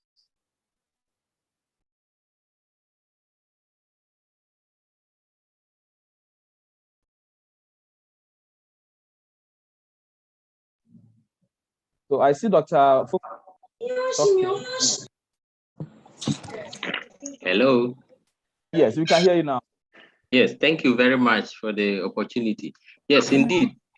When we talk about birth asphyxia, as you've mentioned, we have quite a number of challenges at the level of the service delivery in our facilities. And straightly, that falls within the area of the emergency obstetric care that we offer. Among the major things that we can talk about, we're looking at the distribution of EMOG facilities or facilities that have the capacity to provide all these interventions, which to a great extent, the distribution might not be that bad. We have quite a number of facilities, but when it comes to the quality of the care that is being provided, that's one area we have a lot of challenges. From the EMOG assessment that we did of about 1,700 facilities that were supposed to provide BMOG services, just about 11 were able to provide all the spectrum of care that we expect that they should be provided. That becomes a very huge challenge. Another area, if you take like assisted vaginal delivery, of all the facilities in Ghana that provided about over 1,000, we got only 13% having the capacity of performing assisted vaginal delivery. So if you look at the presentation from Jennifer, clearly, if you are unable to provide assisted vaginal delivery for women that are having been exhausted, you just increase the number of cases that will have to go for cesarean section, and that alone increases the trouble of disparities and all that. So as a system, I want to end here by saying that we have to improve the quality of care that we provide, broaden the spectrum of interventions that can be provided to women, and through that, we might be able to reduce birth asphyxia. Thank you. All right. Thank you.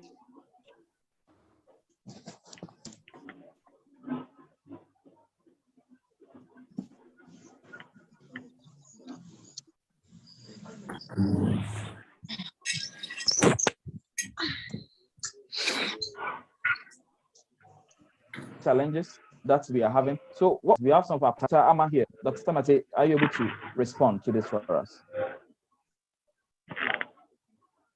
Good evening. Please, can you hear me? Yes, please. We are here. You can okay, I've had some.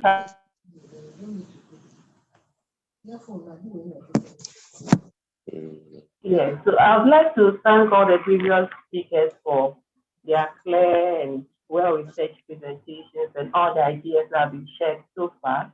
I also like to thank Dr. Kufie for his initial contribution. Aside from looking at the quality of care that is provided in the facility and the resources available to provide this quality of care, be it the human resources or the other inputs that we need to put into the delivery of quality service to our clients. We also need to look at the beginning of the problem, starting from the community. Our women need to be in the best state of health before they enter pregnancy. I don't know if I missed it. I lost my connection for a while. I don't know if I missed it. Yes, we can hear you, please. Okay. But during the preconception period, as healthcare workers on this call, we all need to remember that as we do our screening and find out if the reproductive health woman that we are seeing for any reason, be it a chronic medical condition or any other condition for which she has presented us, we need to find out if she is planning to embark on pregnancy.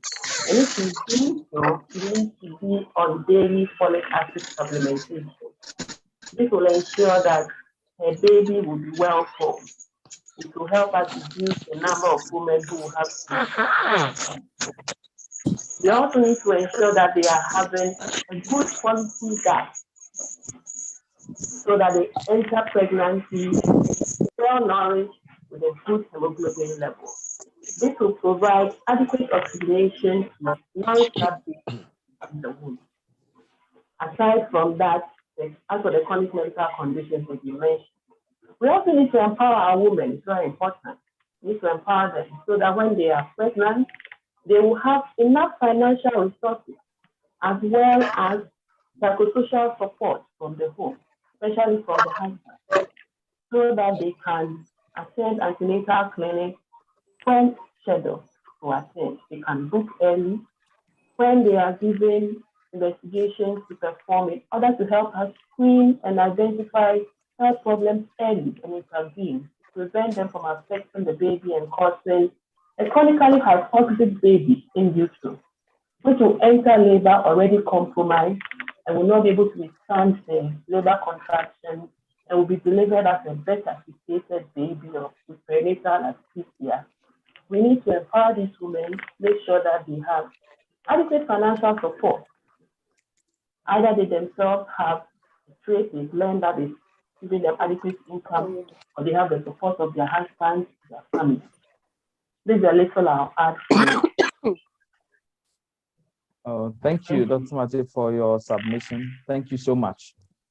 I think both of you have highlighted some very pertinent issues, and once we're able to address them, we should be able to overcome these challenges that we have outlined. We'll go on to our second topic, and I think it ties in very well with the first one. And I think Dr. Kilba, yes, Dr. David, please come in. Can you please open the chat box so that anyone with question can okay. put in the chat box. Okay, thank you for that. Can you confirm? I just did that. Can you confirm if it's open? I just did that. If someone can confirm whether the chat room is open, so that everyone can post something into the chat room. Yes, it's open. Wonderful. Wonderful. Thank you so much for drawing my attention. Okay, so Dr. Kilba and the rest of the team, Dr. Okwan is still on the call. I'm just wondering what should be done for babies born with perinatal asphyxia in the immediate period. In your presentation, you mentioned it, but if you can highlight, do we have the resources at all levels of care to provide this acute immediate intervention? And do we have all birth attendants in the facilities trained to do what we call helping? You mentioned immediate and timely resuscitation. Are all our birth attendants, midwives, nurses, whoever who is attending to a delivery, trained in helping babies breathe and all the other forms of resuscitation? Dr. Kilba and Dr. Okwan, if you can comment on this.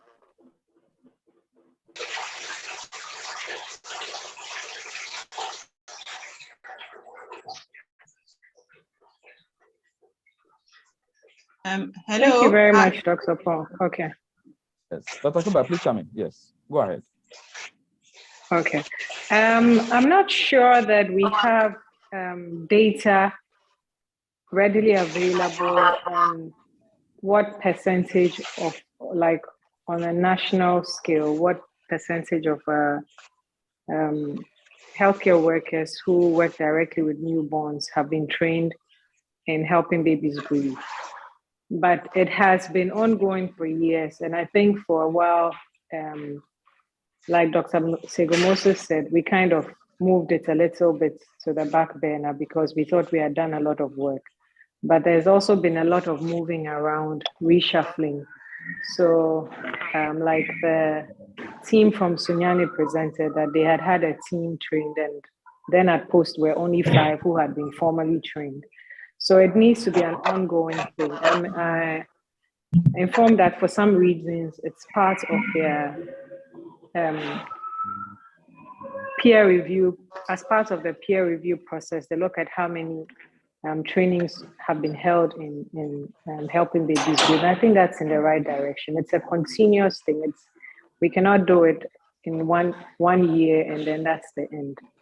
And so I don't have data. I'm not sure if there's data readily available as to how many of our staff have been trained, but there definitely are gaps from our clinical experiences that we need to work together to try to fill in. All right, thank you so much, Dr. Kilba, for those comments. And I think you have highlighted why we need to draw more attention to birth asphyxia. If you can't be sure that the healthcare worker attending to a delivery is trained in helping babies breathe or how to help the baby breathe in the first few minutes of life, then that is a big problem. Dr. Okran, Dr. Okran, please, do you have a comment? Do we have the resource at all levels? Do you have the resource at all levels? Emmanuel, as you mentioned in your presentation, yes. Please come Emmanuel, in, I think when it comes to the resources, to some extent, but then not every facility has it. And then apart from that, the human resource is also very, very important. With the human resource, training you once is not enough. In fact, we would advocate for at least 6 monthly training. And remember, we are getting new staff every day. For human resource training, I think it should be periodic, and I would go for at least 6 monthly. For equipment, Another thing is that as we continually use, there is wear and tear. So even with the equipment, we need equipment check every year, and every facility every year should take stock of the equipment and then replace if necessary. Because these ambu bags and the face masks, they easily lose their integrity if they are being used for several babies. So for both equipment and human resource, we still think we are lacking, especially with the human resource. We need retraining. You can't just tell yourself that you have been trained once, so that is it. You know all about resuscitation. So, and we also have new staff coming in every time. There needs to be periodic training.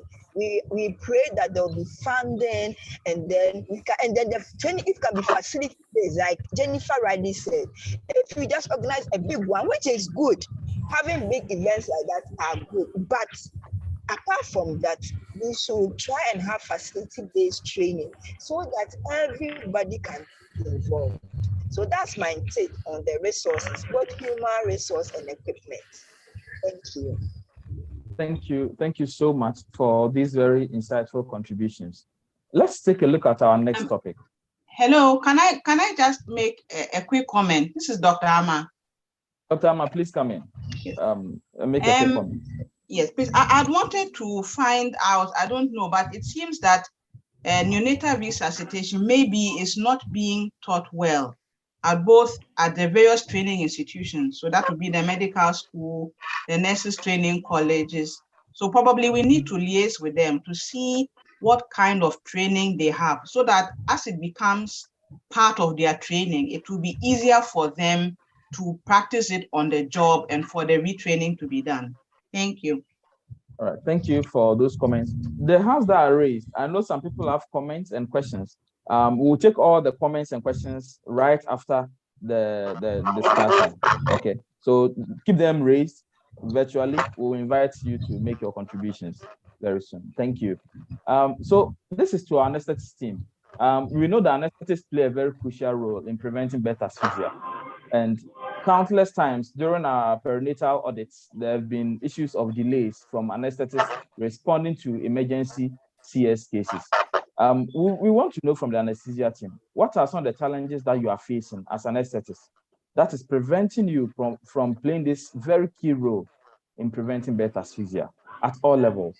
Are there any challenges you want to highlight just in a minute for us, so that we can all be conscientized and then take steps to help you address them? This goes to our colleagues from Anesthesia Society. Dr. Dame, is Dr. Dame on the call, please?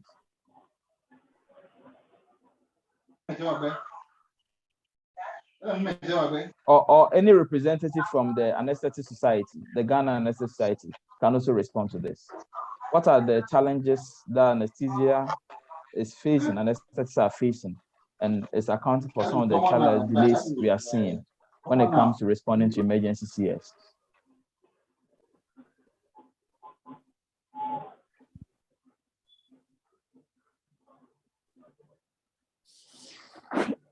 Dr. Lamy, just a minute. I think you have not been given the chance to unmute. Just a minute.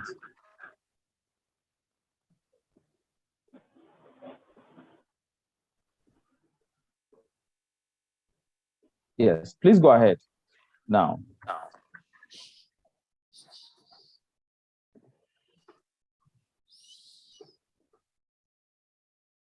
So Dr. Adame is a senior anesthesiologist with the Society of Obstetricians and Gynecologists of Ghana. Dr. Adame, please go ahead.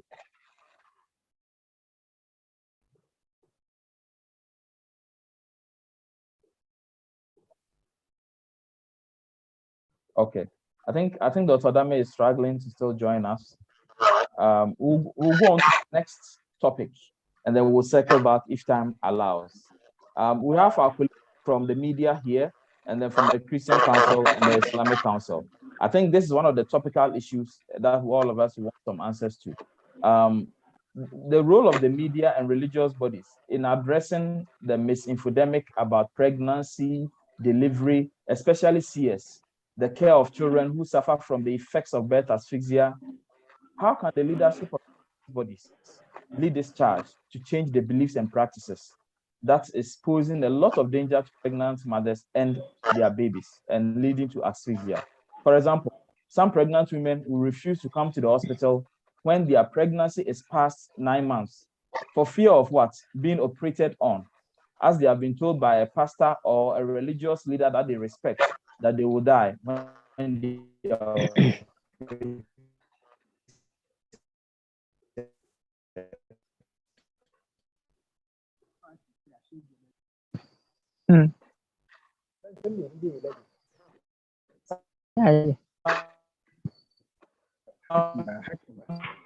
pregnant to refuse that is no longer a safe option.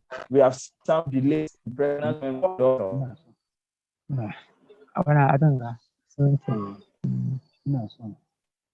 So the But one the first go or another after suffer. All the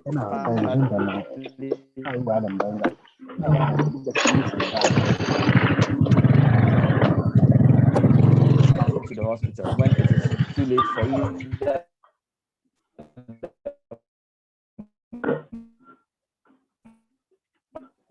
Emmanuel, please, we can't hear you.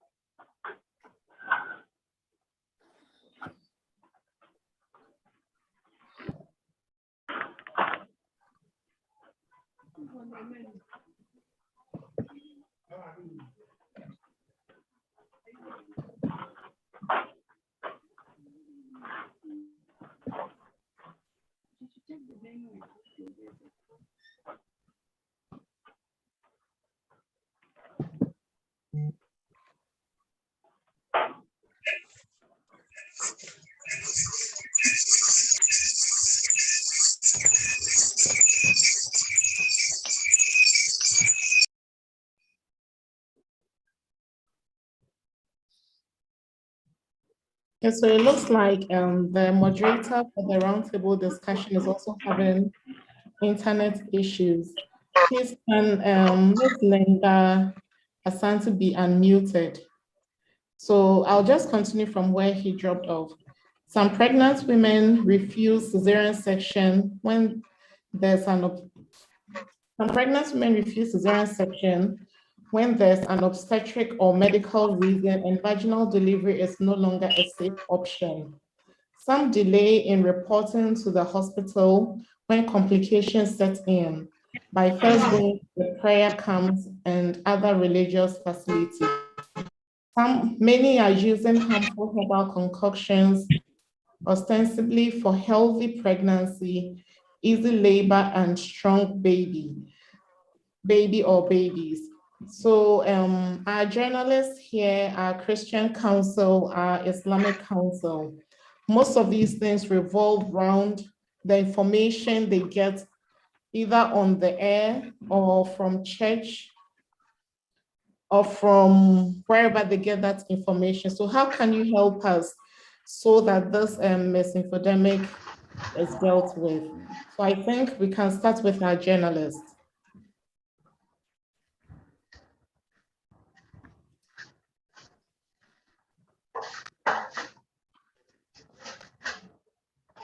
Or the Christian Council or Islamic Council representative, anyone here can just take it up.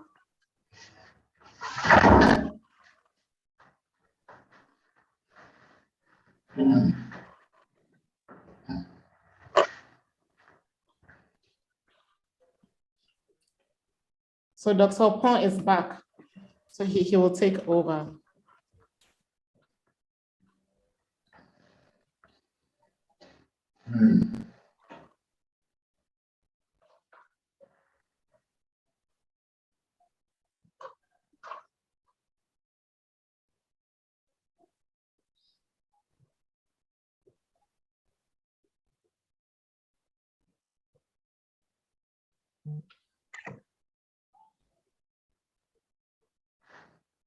Thank you, MC, for swiftly taking over. Vice President.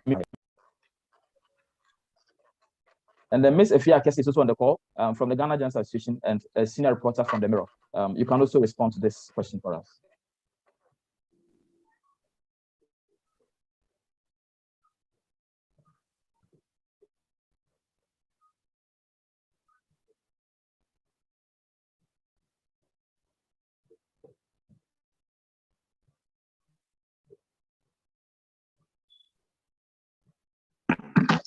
Hello. Dr. Jennifer Asamai, please, you are the host now. Finally. You have automatically been made the host. Yeah, finally. You can unmute. Yeah, you can ask call to unmute. Yes, please.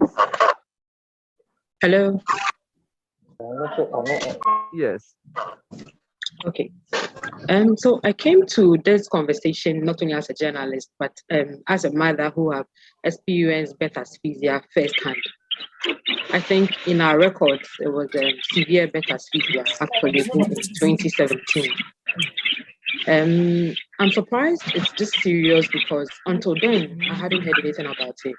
And looking at all the records today, I don't know why it's taking too long or this long for us to have this conversation, but we are happy to help.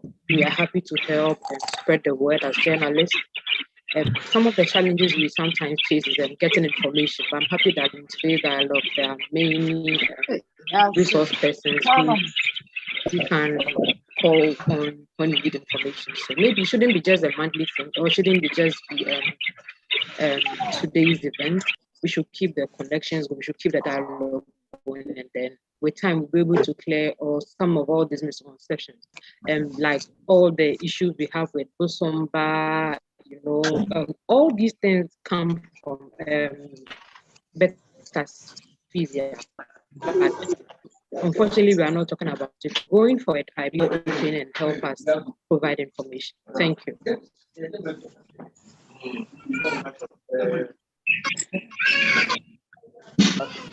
Contribution, and I think it speaks to the challenges that we've been having all these years, and it's good that we are having this meeting to address some of them.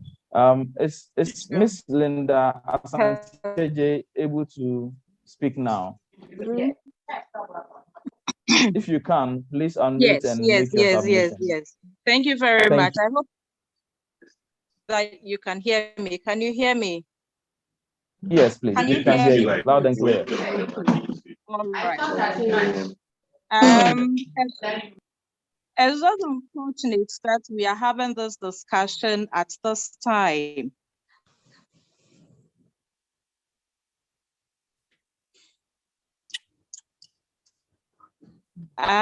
These are things that has been swept under the carpet. For me, listening to the various presentations and with the statistics being given, I think that for us as media, we have a lot to do. Indeed, if it is the second leading cause of neonatal mortality, then I must say that, comes to play.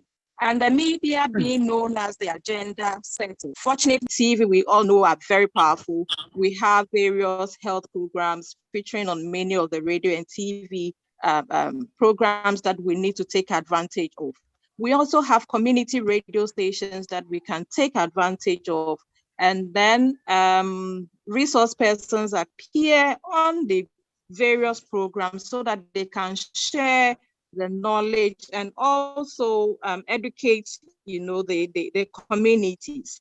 Unfortunately, I think that this is something, for me, I would suggest that it should be a year-round activity, as Efia has alluded to or has also recommended. It should be a year-round activity. We shouldn't wait till September before we have a day or two activities to talk about it. It's very, very, very crucial that we need to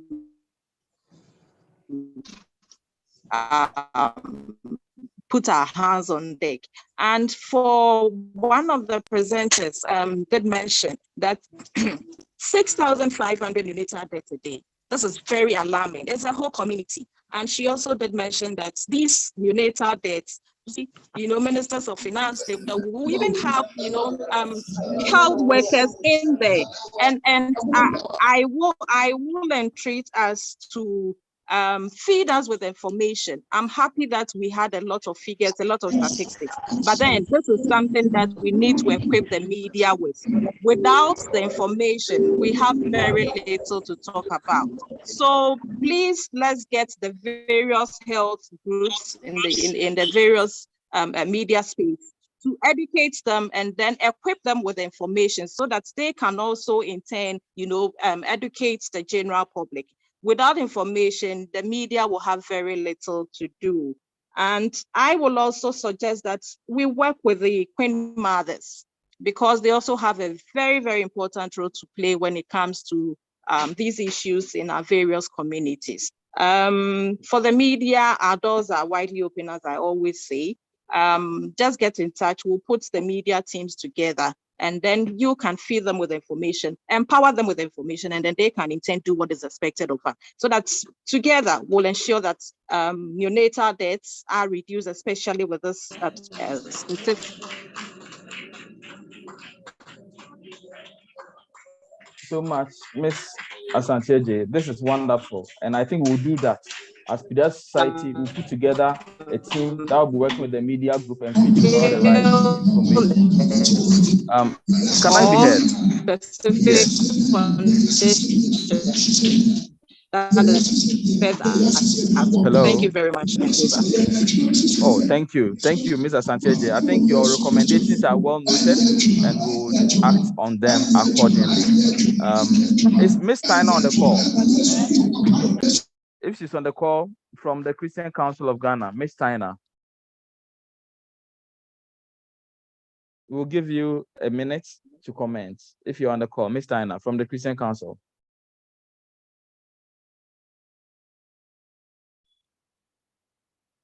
Okay, then we'll take our last topic, which has to do with services that are available for children who have suffered severe neurodevelopmental complications, severe problems associated with birth asphyxia. What health systems do we have to support these ones? We'll take a minute comment from Prof. Edem. Prof. Edem, please, if you're on the call, kindly give us your comment. Do we have the system to support these children who already have fallen victim to birth asphyxia? And what would be your key recommendations to the society so that we can take it up?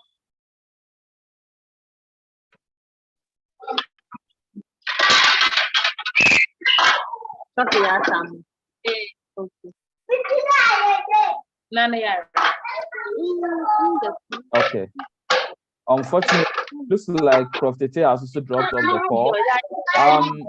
We wish we had more time. Really had more time to delve into some of the issues, but I think the highlights have come up, and we'll put them together and submit them to all the stakeholders who we have identified will be able to play a key role in implementing some of these recommendations that have come up. But as a response, PSG has gone ahead. In November, there'll be a series of workshops on helping babies breathe. And this is being run by the Pediatric Society of Ghana. As the details become available, we'll spread it wide to everyone. So helping babies breathe workshops being organized by the Pediatric Society of Ghana. A response to this menace is going to happen somewhere in November. And then as part of this month's awareness celebrations, we are also going to have a training, a one-day virtual training for midwives, nurses, and doctors.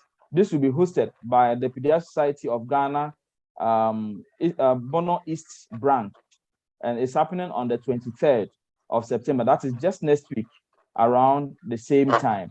So we'll give the details on the various platforms. Look out for those details. And we'll close this month's celebrations with a public forum where we'll engage a lot of the community members. You realize that most of those on this call are already involved in the health sector or affiliated to the health sector in a way.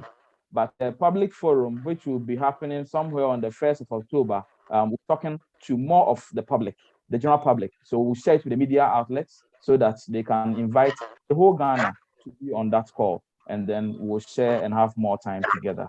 I wish we had more time to engage, but we've run out of time. We'll allow for the hands that have been raising. That we have a few raised hands. So we'll start with Miss Gifty Ayoka. Please, a 30-second comment, even as we round up. Miss Gifty Ayoka, please come in.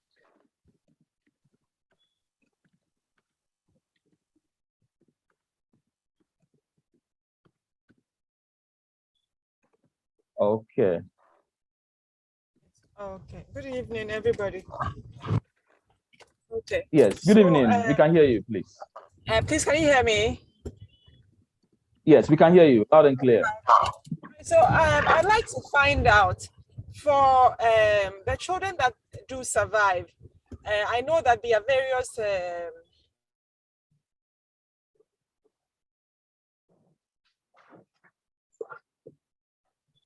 Hello. Was she there? I think we've lost Miss Ayoka. I'll invite Miss Charity to comment on the system, the services that are available for children who have already suffered from the effects of birth asphyxia. Mrs. Charity Mustafa, please come in.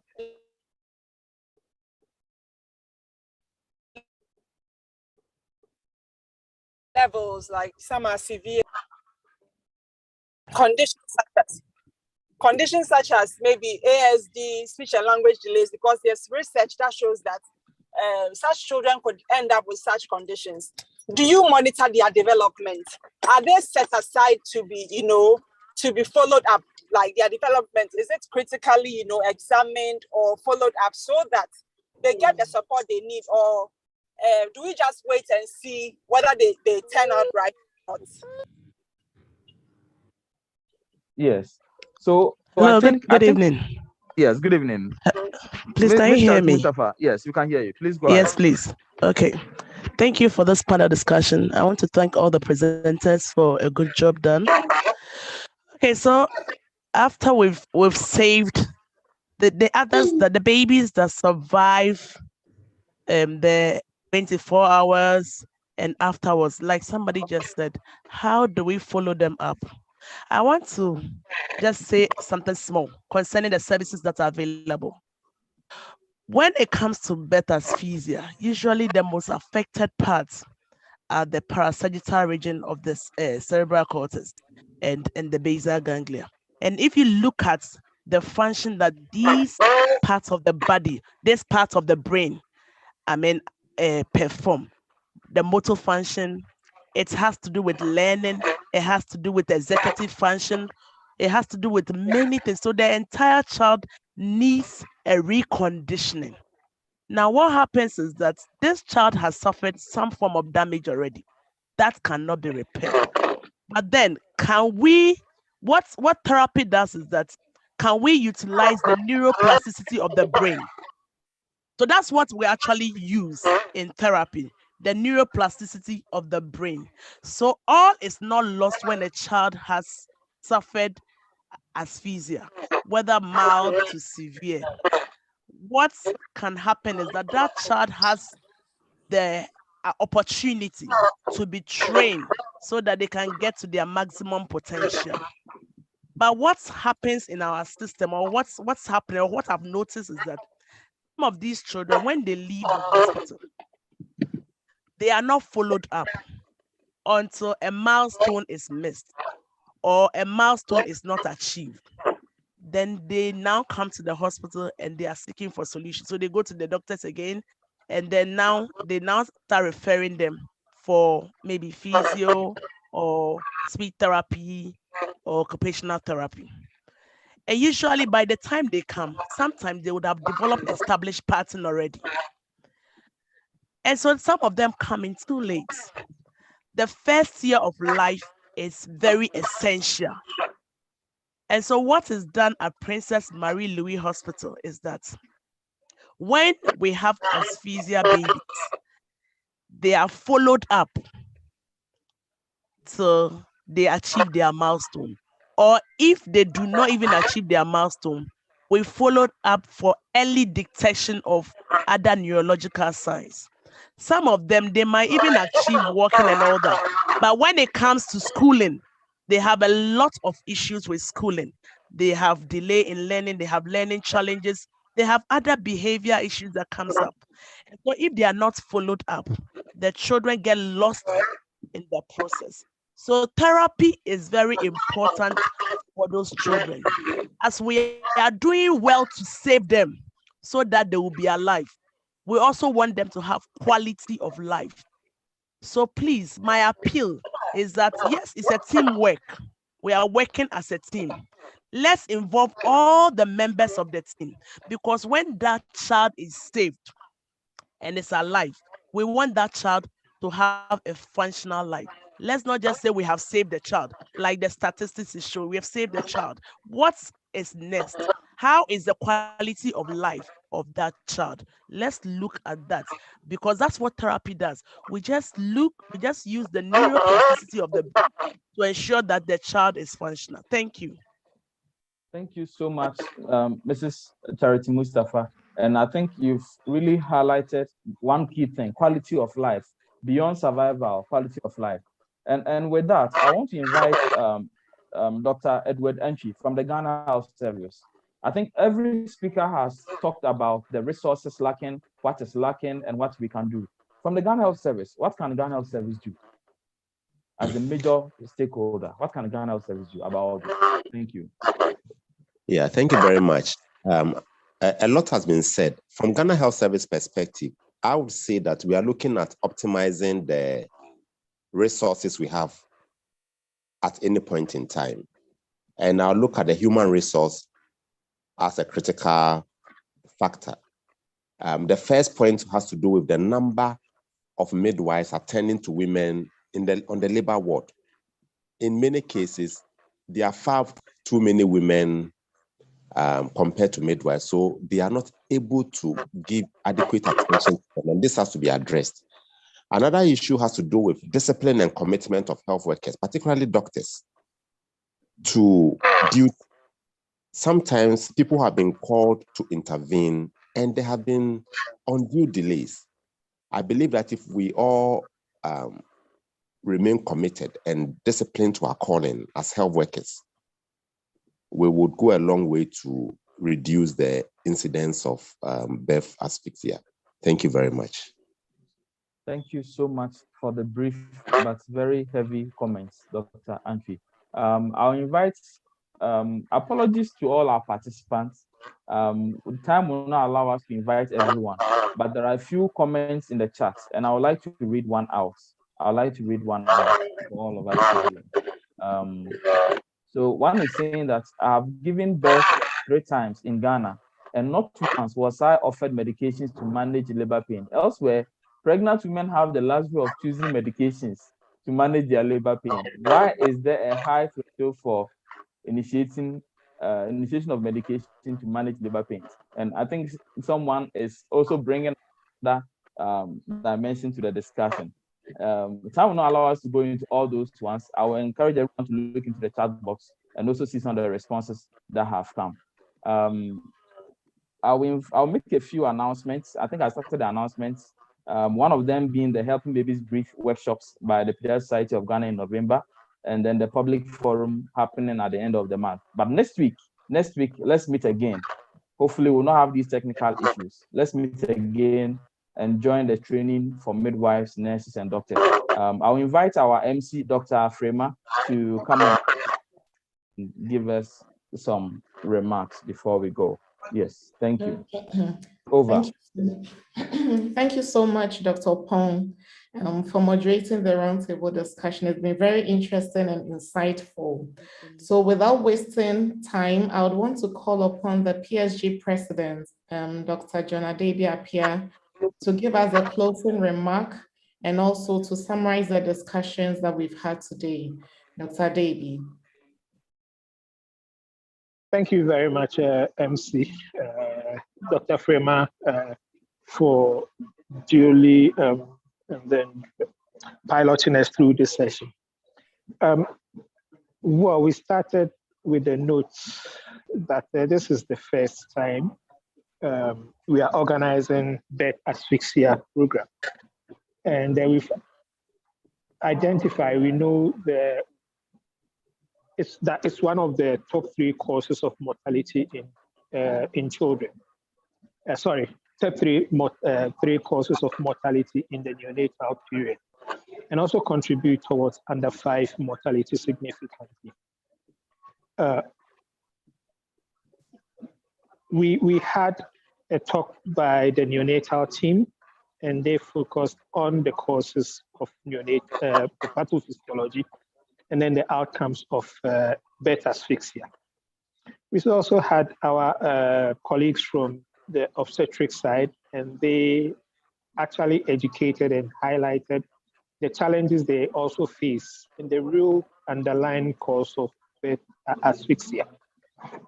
And I was in particular actually touched by one of the statements that our colleague made on the fact that the babies tend to be compromised, or the fetus are compromised when there are problems in the asphyxia setting early.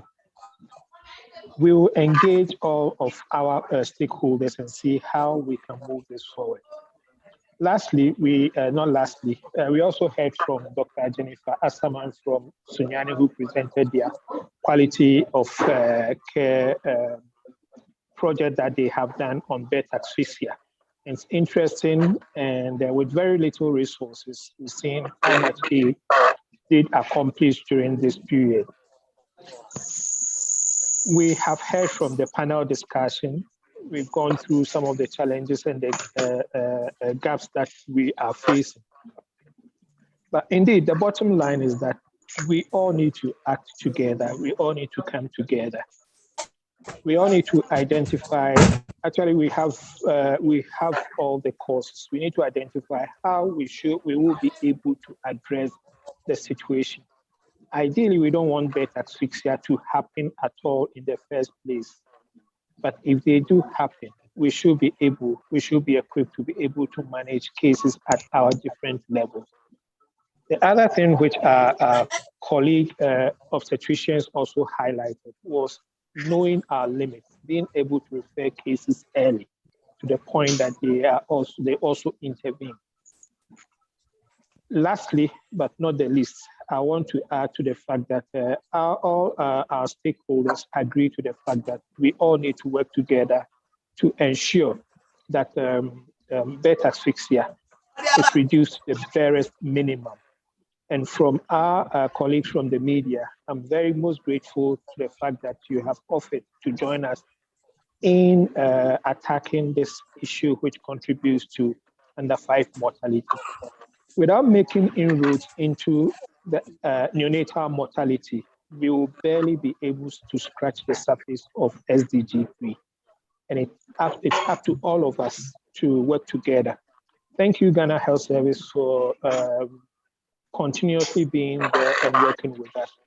We are going to come to you for our November, for the activities we have planned for you to be undertaken in November. All the other stakeholders, we promise that we are going to continue to work with you to achieve this. Thank you. And on behalf of Pediatric Society, I'd like to thank all members, all participants, all stakeholders for your immense support. I'd like to thank our special guests who showed up and who gave us all the encouragement. We from the ministry, from Ghana Health Service, from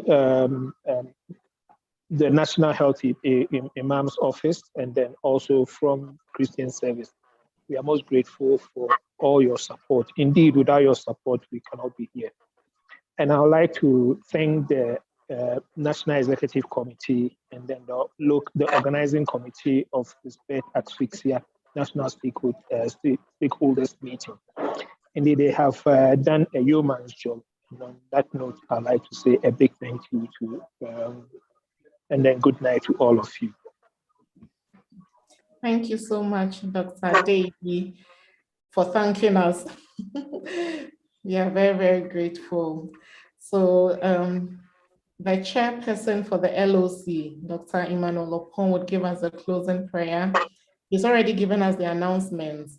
So we'll take the closing prayer and we'll end today's session. Ima. All right. Thank you, Honorable MC. Shall we pray?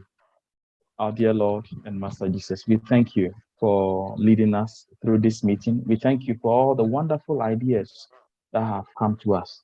We thank you that your Holy Spirit continues to guide us and teach us and lead us. We know that even as we close this meeting, more ideas are coming about how we are going to implement these recommendations so that the Ghanaian child will be better off. Exalt your glory. In Jesus' name, amen. Amen. So we'll see you same time next week. Amen. Trusting God that we wouldn't have any technical hitches.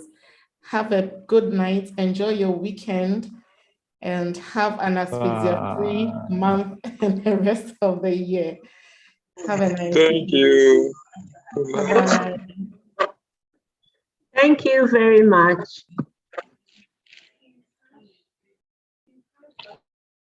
Bye. Great job.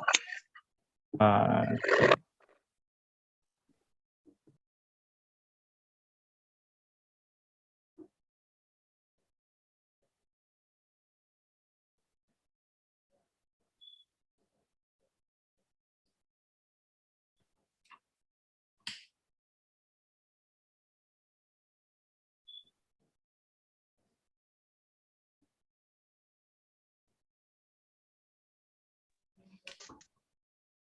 Bye.